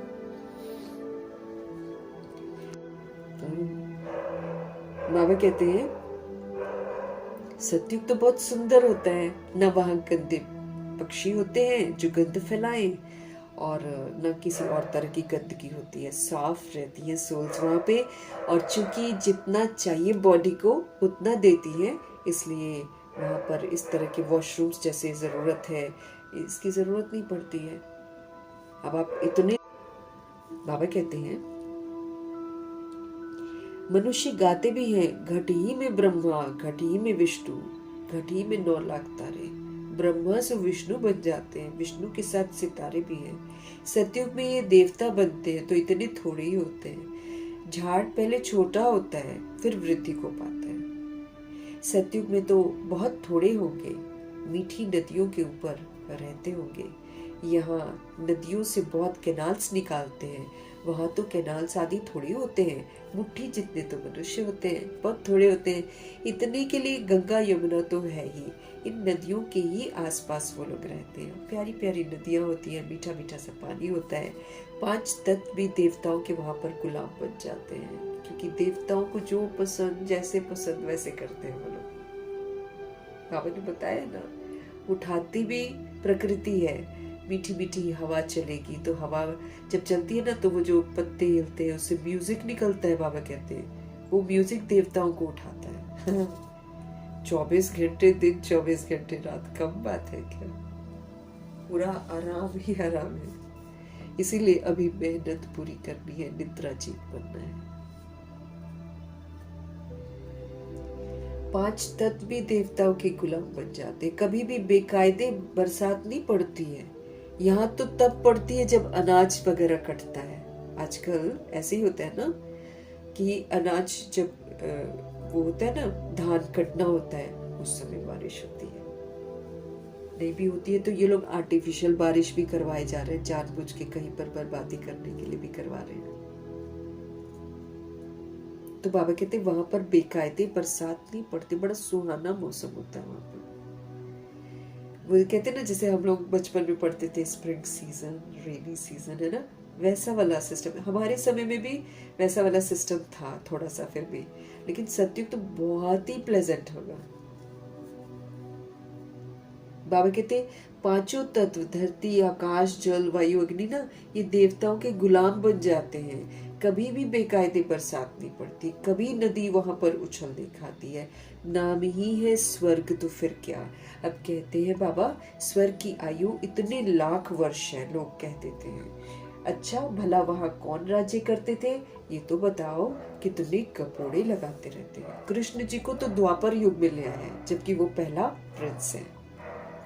1250 वर्ष का हर युग है, और हर 1250 वर्ष के बाद वो चेंज हो जाता है, नेक्स्ट आ जाता है। तो जितना सतयुग है 1250 वर्ष, उतना ही कलयुग भी है 1200, और उन्होंने लाखों, और अभी कलयुग के इस हाल में भी कह दिया है कि 40,000 वर्ष और चलेगा। बाबा कहते हैं तुम जानते हो, हम कल पहले मुआफिक ये वाला पाठ बजा रहे हैं। रुद्र ज्ञान यज्ञ में अनेक प्रकारों के असुरों के विघ्न पड़ते हैं, है ना, जो विरुद्ध चलते हैं। हम भी अगर विरुद्ध चलते हैं तो हम भी असुर विघ्न पड़ते हैं, हमको भी असुर कहा जाएगा। बाबा तो बोल रहे हैं कि जो नहीं जानते वो तो बेचारे हैं द्वापर युग और कलयुग के। हमारे को टाइटल मिलेंगे कि हम विघ्न रूप बनते हैं। जैसे बाबा ने उस दिन हमको समझाया था, अगर आप याद में नहीं रहते हो तो आप विघ्न डालते हो। तो जब जब हम बाबा को याद नहीं करते तो हम विघ्न डालते हैं यज्ञ में। रुद्र ज्ञान यज्ञ में अनेक प्रकार के असुरों के विघ्न पड़ेंगे। फिर मनुष्य समझते हैं असुर लोग ऊपर से गंद गोबर आदि डालते थे, ऐसा सोचते हैं वो लोग, परंतु नहीं। तुम देखते हो कितने विघ्न पड़ते हैं, अबलाओं पर अत्याचार होते हैं, तब तो पाप का घड़ा भरेगा ना। बाप कहते हैं थोड़ा सहन तो करना पड़ेगा। तुम अपने बाप और वर्षे को याद करते रहो। मार खाने समय भी बुद्धि में शिव बाबा याद रहे। अगर घर में युगल है वो मारता है ना, या माँ बाप मारते हैं, नहीं तू शादी करेगी, कैसे नहीं करेगी, है ना। तो बाबा कहते हैं उस समय बुद्धि से बाबा को याद करो, लेकिन कभी भी अपवित्र नहीं बनना।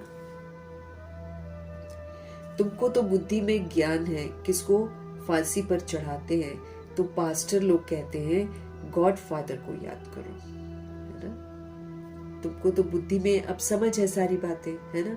किसी को फांसी पर जब चढ़ाते हैं तो पास्टर लोग उसको कहते हैं कि तुम गॉड फादर को याद करो। ऐसे नहीं कहेंगे क्राइस्ट को याद करो, उसमें कहेंगे गॉड फादर को याद करो। इशारा गॉड के लिए करते ऊपर, हाँ, वो इतना लवली है, शिव बाबा इतना लवली है, सब उनको ही पुकारते हैं। जब अकड़ रहती है तो इधर उधर करेंगे, जब अकड़ टूटती है, मुसीबत आती है ना, तो ऊपर ही देखते हैं, भगवान जी को बुलाते हैं। तो प्रभु जी हमारे बहुत लवली हैं, सब उनको पुकारते हैं, आत्मा ही पुकारती है। अब देही अभिमानी बनने में ही सारी मेहनत है। दिन रात उठते बैठते मैं आत्मा परमात्मा की संतान हूं की स्मृति में रहकर पाठ बजाना, यही तो मेहनत है। बार बार बॉडी कॉन्शियसनेस आ जाता है।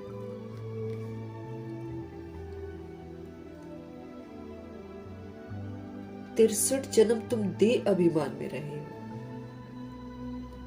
अब उसके ऊपर आत्मा की रिकॉर्डिंग करनी है तो मेहनत तो करनी पड़ेगी ना। इसीलिए हमको बाबा बोलते ना, बार बार बार बार संकल्प, समर्थ संकल्प करो, बार बार बार बार स्वमान को रिवाइज करो, और फिर रिवाइज करने के बाद स्वमान के प्रमाण पाठ बजाना शुरू करो। तो फिर वो स्वमान आपके चित्त पर बैठ जाएगा कि मैं रूह ऐसी हूँ, मैं रूह ऐसी हूँ, मैं रूह ऐसी हूँ, मैं शांत हूँ, मैं संतुष्ट हूँ, मैं चैतन्य मूर्ति हूँ।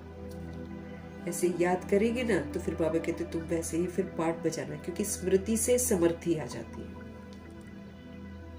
तो बाबा ऊंची स्मृतियां हमको दिलाते हैं। तो अगर हम ऊंची स्मृतियों में रहेंगे तो ये 63 जन्म का देह अभिमान जो है ना, ये खत्म हो जाएगा। अभी इस एक जन्म में वो आधा कल्प की आदतें मिटानी है जो हमने बॉडी कॉन्शियसनेस में डाली है। सारा देह का धर्म है ना, देह की आदतें, देह का धर्म मतलब काम क्रोध लोभ मोह अहंकार, हिंदू मुस्लिम सिख ईसाई तो है ही, लेकिन काम क्रोध ये भी देह का धर्म है। बाबा कहते सारी आदत मिटानी है जो तुमने आधा कल्प बना रखी है। इस एक जन्म में आपको मिटानी है। तुम जानते हो देही अभिमानी बनने से हम स्वर्ग के मालिक बन जाएंगे। जो देही अभिमानी बनेगा, सोल कॉन्शियस जो बनेगा, है ना, वही तो जब तक हम सोल कॉन्शियस नहीं है तब तक हम सर्व गुणों से संपन्न, बेदाग हीरा, संपूर्ण निर्विकारी बन ही नहीं सकते हैं। सोल कॉन्शियस बनकर ताकत मिलती है भगवान से।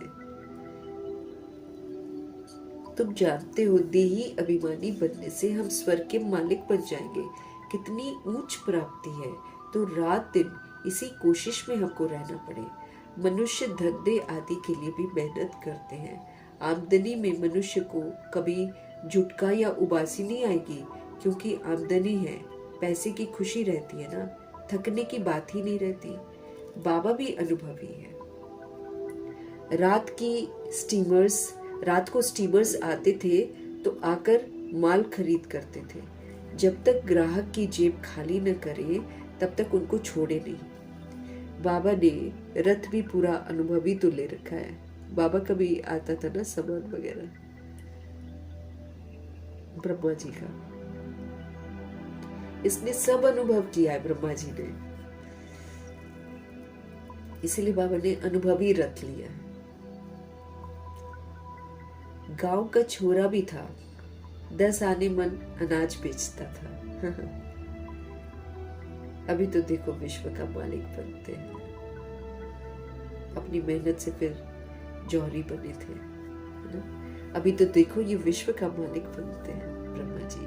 एकदम गांव का था, फिर चढ़ गया तो एकदम जवाहरात के धंधे में लग गया। बिजनेस भी इन्होंने खुद सीखा था। तो जवाहरात के धंधे में भी एकदम जबरदस्त नाम कमाया इन्होंने। परख इनको बड़ी अच्छी थी, रियल और आर्टिफिशियल में। बस जवाहरात, बाबा कहते जवाहरात की बात, ये फिर है सच्चे जवाहरात। अब जब इनको रियलाइज हुआ कि भाई ज्ञान रतन मिल रहे हैं, भगवान मिल गया, तो वो वाले जवाहरात सारे छोड़ दिए। ये होता है रॉयल व्यापार। जो बाबा के रतन है, इसका जब हम व्यापार करते ना, तो ये रॉयल्टी वाला है व्यापार। बाबा बहुत अनुभवी है। बाबा वाइस रॉय आदि के घर में जैसे जाते थे, जैसे कि अपना घर है, इतना इनको मान मिलता था सबसे, क्योंकि इन्होंने भगवान को मान दिया ना, तो इसलिए आखिरी जन्म तक भी इनको मान मिलता था। ये तो अपमान तो ब्रह्मा जी बनकर हुआ, उसके पहले तो इनको तो बहुत इज्जत देते थे सारे। वाइस रॉय के घर तक वो जाते थे जैसे कि अपना घर हो। इनको फिर कहा जाता है अविनाशी ज्ञान रत्न। लेकिन जब इन्होंने अविनाशी ज्ञान रत्नों के लिए अपना सब कुछ छोड़ दिया, तो सारे इनके दुश्मन बन गए।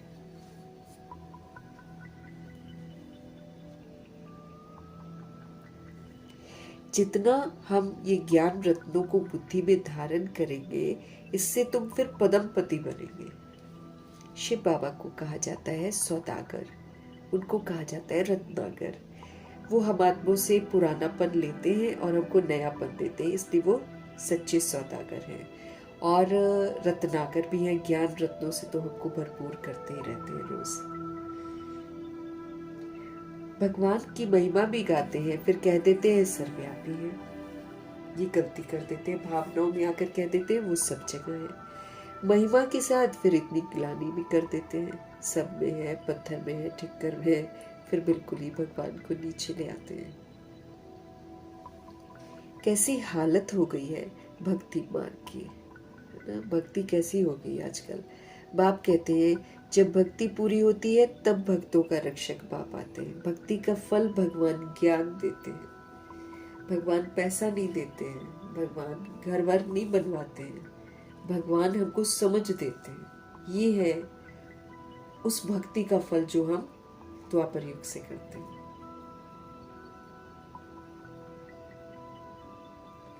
तो बाबा कहते हैं जब भक्ति पूरी होती है तब भक्तों का रक्षक बाप आते हैं।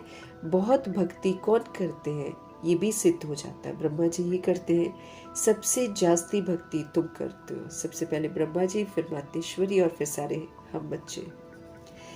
वही यहाँ आकर पहले पहले ब्राह्मण बनते हैं। जो भक्ति सबसे ज्यादा करी होगी ना, वही सोल्स जो है भगवान के पास आती है सबसे पहले।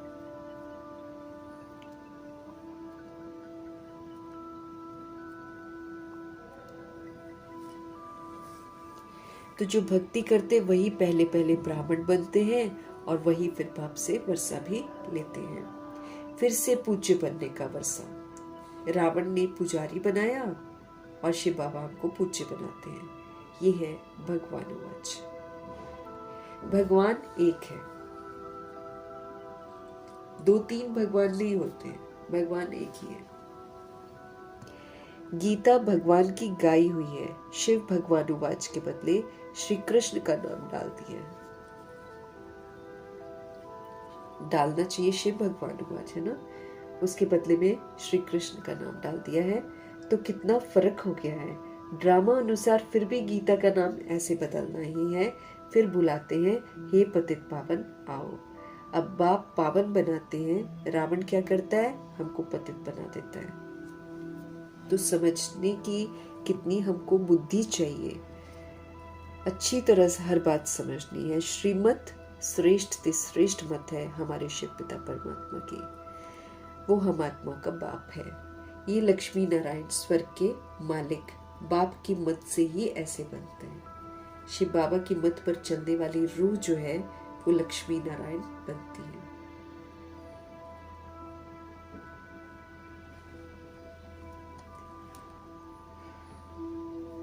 अच्छा, मीठे मीठे सिकिलदे बच्चों प्रति माता पिता बाप दादा का याद प्यार और गुड मॉर्निंग। रूहानी बाप की रूहानी बच्चों को नमस्ते। हम रूहानी बच्चों की भी रूहानी बाप को दिल से, जान से, सिख से, प्रेम से, अदब से, पूरे रिस्पेक्ट से, पूरे रिगार्ड से प्यार भरी नमस्ते और तहे दिल से मीठे परमपिता परमात्मा जी का धन्यवाद। धारणा के लिए मुख्य सार। इस एक जन्म में 63 जन्मों के पुराने देह के अभिमान की आदत मिटाने की मेहनत करनी है। देही अभिमानी बनकर स्वर्ग का मालिक बनना है।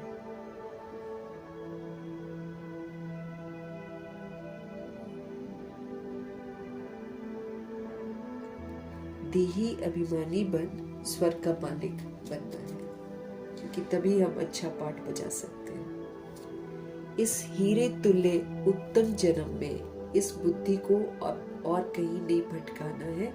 सतो प्रधान इसमें हमको जरूर बनना है। अत्याचारों को सहन कर बाप से पूरा वर्षा लेना। अत्याचार चाहे कितने भी हो सहन कर लेना है, और लेकिन अपवित्र कभी नहीं बनना है।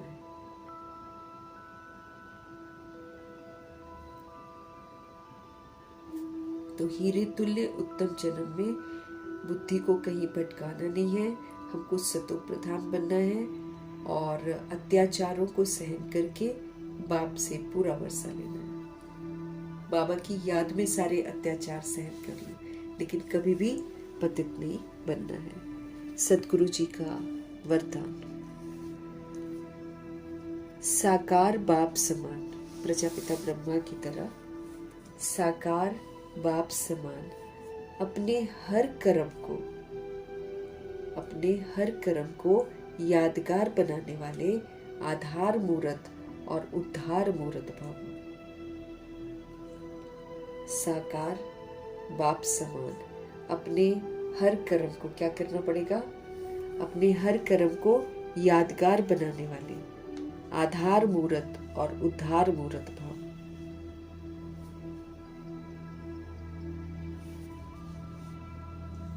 जैसे साकार बाप ने, प्रजापिता ब्रह्मा जी ने अपना हर कर्म यादगार बनाया है, क्योंकि उन्होंने हर कर्म याद में किया है। जो बाबा की याद में हम करेंगे उसका यादगार बन जाएगा। तो जैसे साकार बाप ने अपना हर कर्म यादगार बनाया, ऐसे आप सभी का हर कर्म यादगार तब बनेगा जब स्वयं को आप आधार मूर्त समझेंगे, जब स्वयं को आप उद्धार मूर्त समझेंगे।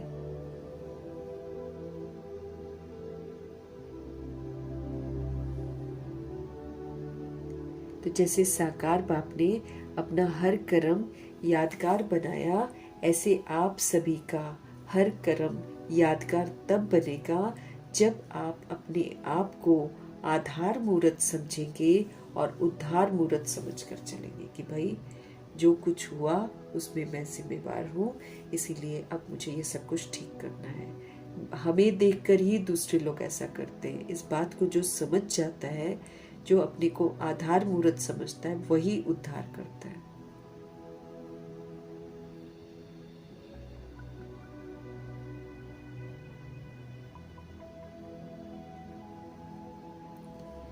जो अपने को विश्व परिवर्तन के आधार मूर्त समझते हैं कि स्व परिवर्तन से मुझे विश्व को परिवर्तन करना है, जो अपने को विश्व परिवर्तन के आधार मूर्त समझते हैं, उनका फिर हर कर्म ऊंचा होता है, क्योंकि बड़ा जैसा कर्म हम करेंगे हमें देखकर और करेंगे।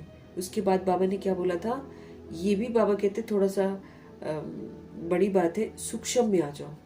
उसमें बाबा ने बोला था जैसी सोच जैसी वृत्ति हम रखेंगे वैसा ही वाइब्रेशन फैलेगा, वैसा ही वायुमंडल बन जाएगा। तो कितनी बड़ी हमारी रिस्पॉन्सिबिलिटी है, क्योंकि जो बनाएंगे उसी का तो फल मिलेगा हमको।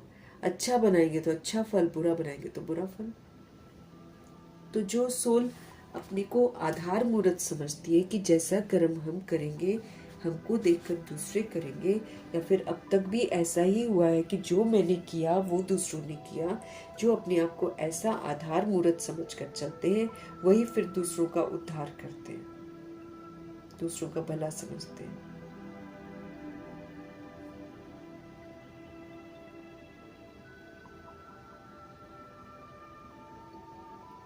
तो जैसे बाबा कहते हैं जो अपने को विश्व परिवर्तन का आधार मूर्त समझते कि भाई स्व परिवर्तन से मुझे विश्व का परिवर्तन करना है, ये मेरी जवाबदारी है। बाबा कहते हैं जो इसमें अपने आप को आधार मूर्त समझते हैं ना, वो फिर उनका जो हर कर्म होता है बड़ा सोच समझ कर किया हुआ श्रीमद् प्रमाण कर्म होता है, याद में किया गया कर्म होता है, इसलिए वो हमेशा ऊंचा ही होता है।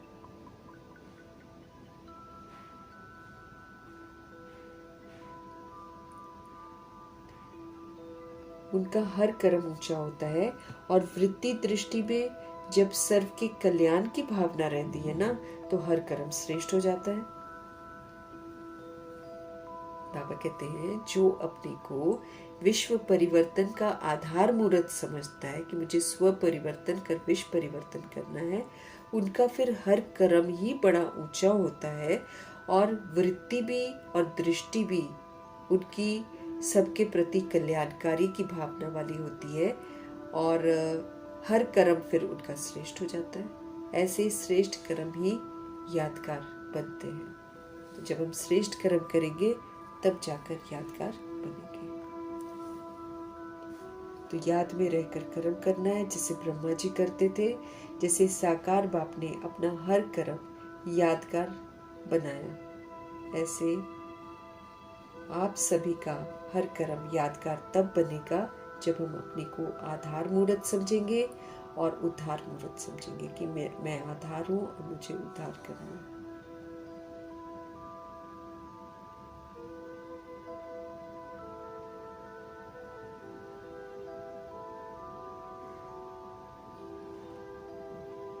वृत्ति दृष्टि में कल्याण की भावना, और सभी के लिए सर्व के कल्याण की भावना रहती है, तब जाकर हमारे कर्म, एक हम आधार मूर्त समझते हैं तब कर्म श्रेष्ठ होते हैं। फिर जब हमारे वृत्ति दृष्टि में सबके प्रति कल्याण की भावना रहती है, तो तब हमारे कर्म श्रेष्ठ हो जाते हैं।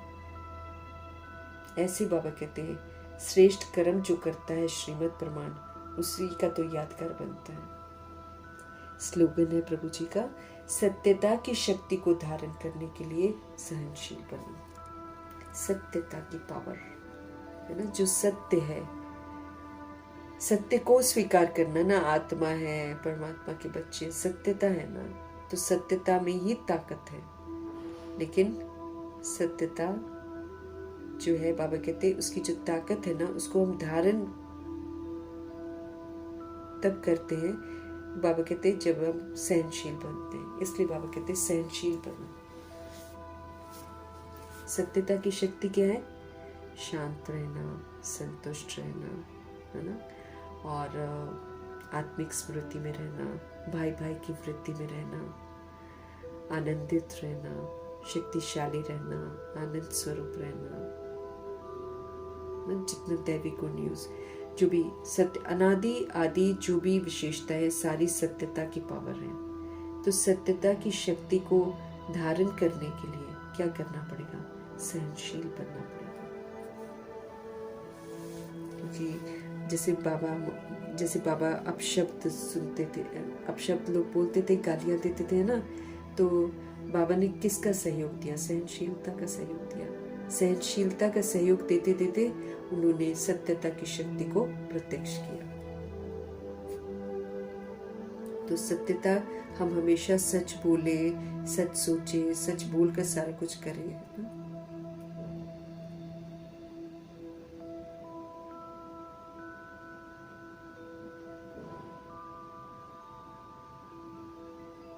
तो सत्यता की पावर है ना, जो भी सत्य बाबा हमको बताते हैं वो सारा शक्तिशाली सत्य है। उसको जितना हम अमल में लाएंगे, जितना हम धारण करेंगे, उतना मैं सोल पावरफुल बनती जाऊंगी। लेकिन सभी रूहों के साथ वो सत्य स्वरूप के साथ पाठ बजाना है ना, तो उसमें सहनशीलता तो चाहिए। अब कोई 10 बार हमारे साथ बैड बिहेव करे, अब बाबा कहते 100 बार भी क्यों ना करे, क्योंकि कोई 100 बार करके बदलेगा। इतना मेरा उसके साथ घना हिसाब किताब होगा कि वो 100 बार मैं उसको सहन करूंगी, तब जाकर वो बदलेगा। तो सहन करना पड़ेगा।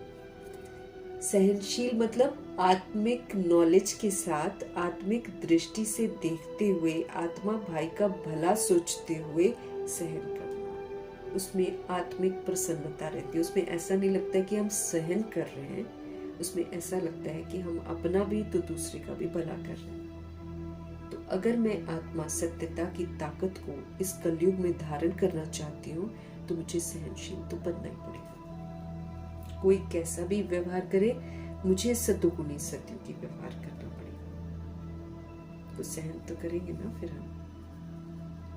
अगले की उल्टी सीधी बातें भी सुनेंगे, उल्टी सीधी हरकतें भी देखेंगे, तब भी हम उसके लिए अच्छा सोचें और उसको परिवर्तन करने का सोचें, तो सहनशील तो बनने पड़ेगा। सत्यता की ताकत को प्रत्यक्ष करने के लिए, धारण करने के लिए हमको सहनशील बनना है। फिर धीरे धीरे ये ताकत मेरे अंदर आती जाएगी। ये आत्मा की ताकत है। शांत रहना, संतुष्ट रहना, खुश रहना, सबको सहयोग देना, विस्तार को सार करना, समेटना, ये सारा आत्मा को सशक्त बनाता है। हम जितना करते जाएंगे हम देखेंगे कि मैं सोल पावरफुल होती जा रही हूँ, और जितना मैं बॉडी कॉन्शियसनेस की वीकनेस को यूज करती जाऊंगी उतना मैं कमजोर फील करती जाऊंगी। वो तो हम गिरती कला में चले जाएंगे। तो जो सत्य है, सत्य यही है कि हम रूहें हैं, बस शरीरी हैं, परम धाम निवासी हैं, परमात्मा के बच्चे हैं। बाकी जितना इधर विस्तार है सारा झूठ है। अब इस झूठ के विस्तार में मुझे सत्य को प्रत्यक्ष करना है, तो मुझे सहन तो करना ही पड़ेगा। हमारी सहनशीलता ही सबको ये स्वीकार करवाएगी कि हाँ, परमपिता परमात्मा के ये बच्चे हैं। हम आत्मा को अव्यक्त इशारे मिल रहे हैं, सदा हर्षित रहना है, चाहे कर्म भोग आए, चाहे धोखा मिले, चाहे कुछ मिले, ऑलवेज हैप्पी। उसके लिए फिर बाबा हमको कह रहे हैं, हमें अपनी नेचर को सरल बनाना है, हमें अपनी नेचर को सहनशील बनाना है। इस सहज योगी जीवन में अगर मुश्किलातों का अनुभव हमको होता है तो फिर सहज राज्य कैसे करेंगे? बाबा कहते हैं, मैं तुम्हें मिला, तुम्हें सच्चाई बताई, और मैं तुम्हें सिर्फ इतना कहता हूं कि तुम अपने को आत्मा समझो और मुझे याद करो, और तुमको ज्यादा सोचने की जरूरत नहीं है।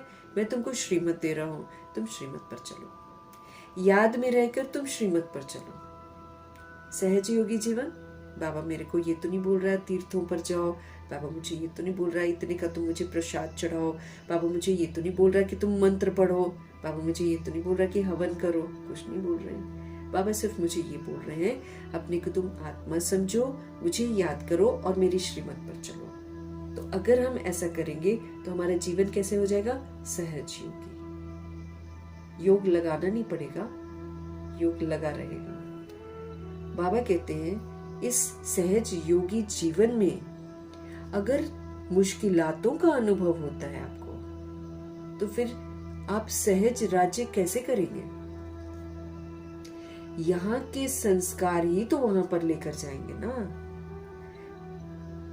देखो, आपके यादगार जो देवताओं के चित्र बनाते हैं, उनकी सूरत में क्या दिखाई देता है? सरलता। बड़े प्यारे प्यारे भोले भाले सीधे साधे लगते हैं ना, वो लोग सरल लगते हैं। तो चित्र बनाते हैं, उनकी सूरत में सरलता जरूर दिखाते हैं। तो जो जितना यहाँ क्यों दिखाते हैं? क्योंकि जो जितना यहाँ पर सहज पुरुषार्थी होगा ना, सहज पुरुषार्थी मतलब एकदम आराम से श्रीमत पर चलना। ये नहीं कैसे कर रहे हैं, ये तो बड़ा डिफिकल्ट है, ऐसे नहीं। जितना सहज पुरुषार्थी होगा वो फिर उसकी मनसा भी बड़ी सरल होगी, मनसा उसकी निराकारी होगी। तो वो मनसा में भी सरल, वो वाचा में भी सरल, वो कर्म में भी सरल होगा। उसको ही तो फरिश्ता कहते हैं। बाबा कहते हैं उसको ही तो फरिश्ता कहते हैं। मनसा निराकारी, सहज, सब आत्मा, वो भी आत्मा, वो भी आत्मा, वो भी आत्मा। मनसा में सरल हो गए, सब आत्मा है। वाचा में कोई अहंकार नहीं, सरल, और कर्मों में कोई विकार नहीं, सरल। इसीलिए आखिरी मंत्र है निराकारी, निरहंकारी, निर्विकारी। उसको ही तो फरिश्ता कहते हैं। जो निराकारी, निरअहंकारी, निर्विकारी बनकर पाठ बजाएगा वही तो फरिश्ता है। उसकी ऊंची स्थिति हो जाएगी ना।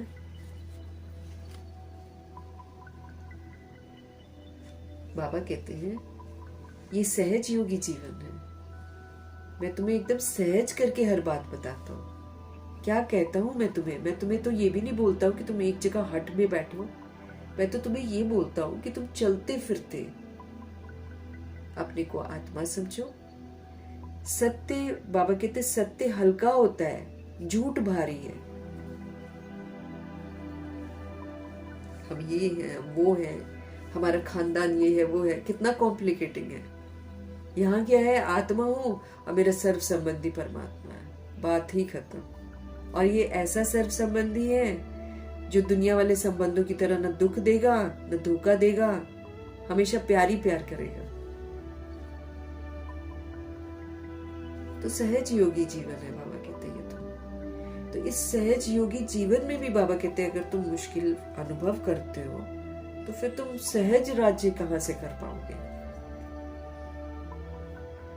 यहाँ के संस्कार ही तो वहां लेकर हमको जाने हैं।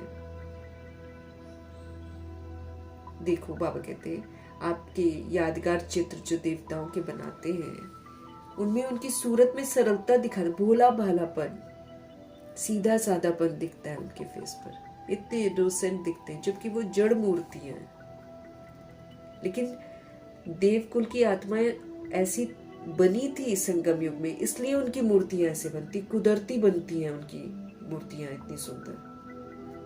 लक्ष्मी नारायण जी की, दुर्गा की कितनी सुंदर सुंदर मूर्तियां बनती हैं, क्योंकि हकीकत में उन्होंने ऐसा अपने आप को बनाया है। तो आत्मा समझकर चलना मतलब सरल जीवन। सबके साथ अच्छा अच्छा कर रहे हैं, बस नकारात्मक खत्म, व्यर्थ खत्म, एकदम सरल। अच्छा है ना। बॉडी समझकर पाठ बजाते तो बहुत सिर दर्द होता है, क्योंकि गड़बड़ बजाते हैं बॉडी समझकर। संस्कार तो बाबा कहते तुम यहां से ही लेकर जाओगे ना। देखो बाबा कहते यादगार तुम्हारे कैसे बनते हैं, देवताओं की सूरत कितनी सरल दिखाते हैं, सरलता झलकती है उनकी, निष्कपट है ना, और निश्चल, कोई छल नहीं उनमें, क्योंकि सचमुच रूहों ने ऐसा वाला पाठ बजाया है। तो जो जितना सहज पुरुषार्थी होता है यहाँ पर संगम युग में, जिसको कॉम्प्लिकेशन नहीं लगता है, वो मनसा में भी सरल होगा, वो वाचा में भी सरल होगा, और वो कर्मों में भी सरल होगा। अर्थात वो मनसा में निराकारी होगा, वाचा में निरअहंकारी होगा, और कर्मणा में निर्विकारी होगा। उसको ही तो बाबा फरिश्ता कहते हैं। तो श्रीमत पर चलेंगे, सहज योगी बनेंगे तो अच्छा पाठ बजाएंगे, फरिश्ता कहलाएंगे। श्रीमत फरिश्ते से देवता बनाती है, इसलिए श्रीमत पर ही चलना है। मीठे मीठे प्यारे प्यारे शिव बाबा जी की जो समझ मिल रही है उसके लिए हम उनका धन्यवाद करेंगे। ब्रह्मा माँ का धन्यवाद, जगदम्बा माँ का धन्यवाद, कुलसार दादी जी का धन्यवाद, अष्टरत्नों का धन्यवाद, नवग्रहों का धन्यवाद, एडवांस पार्टी की सारी सोल्स का धन्यवाद करेंगे। बची हुई जितनी भी आत्माएं हैं सबका धन्यवाद करेंगे, किसी को नहीं छोड़ेंगे। भले कोई हमारे साथ अच्छा नहीं कर रहा है तो भी हम उसके लिए अच्छा सोचेंगे।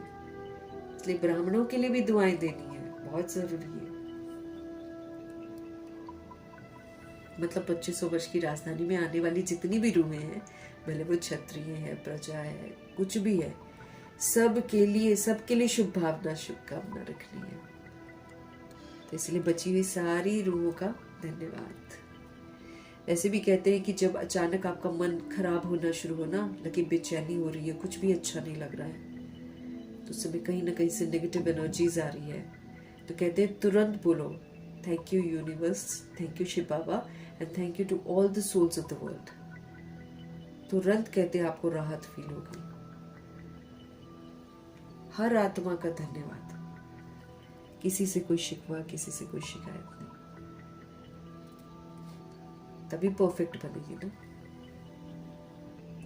5 तत्वों का धन्यवाद। धरती, आकाश, जल, वायु, अग्नि, ये अपना तांडव दिखाने वाले हैं। जितना जल्दी हम आत्म अभिमानी होकर पाठ बजाएंगे उतना ये हमको बख्श देंगे। नहीं तो ये तो प्रकृति देखो कितनों में पहचान लेगी उस रूह को जो कहना मान रही है। उस रूह के लिए बाढ़ नहीं लाएगी, उस रूह के लिए अर्थक्वेक नहीं लाएगी, बाकी सबको तहस नहस कर देगी। भगवान वाच है। तो हमको इतना 5 तत्वों का रिगार्ड रखना है। इतना हमने यूज किया है इसको, और इतने शरीर लिए हैं 5 तत्वों के हमने। 63 बॉडीज तो वैसे ही ली है हमने द्वापर युग कलयुग में। उससे पहले कितनी ली है वो तो खुदा जाने, लेकिन 5 तत्वों की तो बॉडी ली है ना।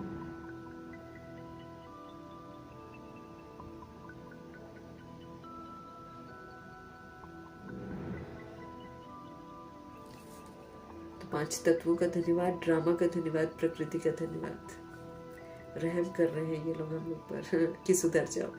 माया का धन्यवाद और यमदूत का धन्यवाद। करोड़ों की आबादी का धन्यवाद। अब जितनी करोड़ है, भूत प्रेत आत्मा, सबका धन्यवाद। सबके लिए अच्छा सोचेंगे तो हमको विश्व कल्याणकारी टाइटल मिलेगा।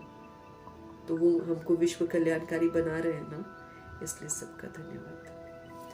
साधनों का धन्यवाद, साधन बनाने वालों का धन्यवाद, जो साथ में रहती हैं रूहें उनका धन्यवाद, जो सहयोगी बनती हैं उनका धन्यवाद, अविनाशी खजानों का धन्यवाद, समय अनमोल है इसका धन्यवाद, पूरे यूनिवर्स का धन्यवाद, ये जो शरीर रूपी इंस्ट्रूमेंट है जिसमें हमको सब कुछ समझ मिल रही है इसका धन्यवाद।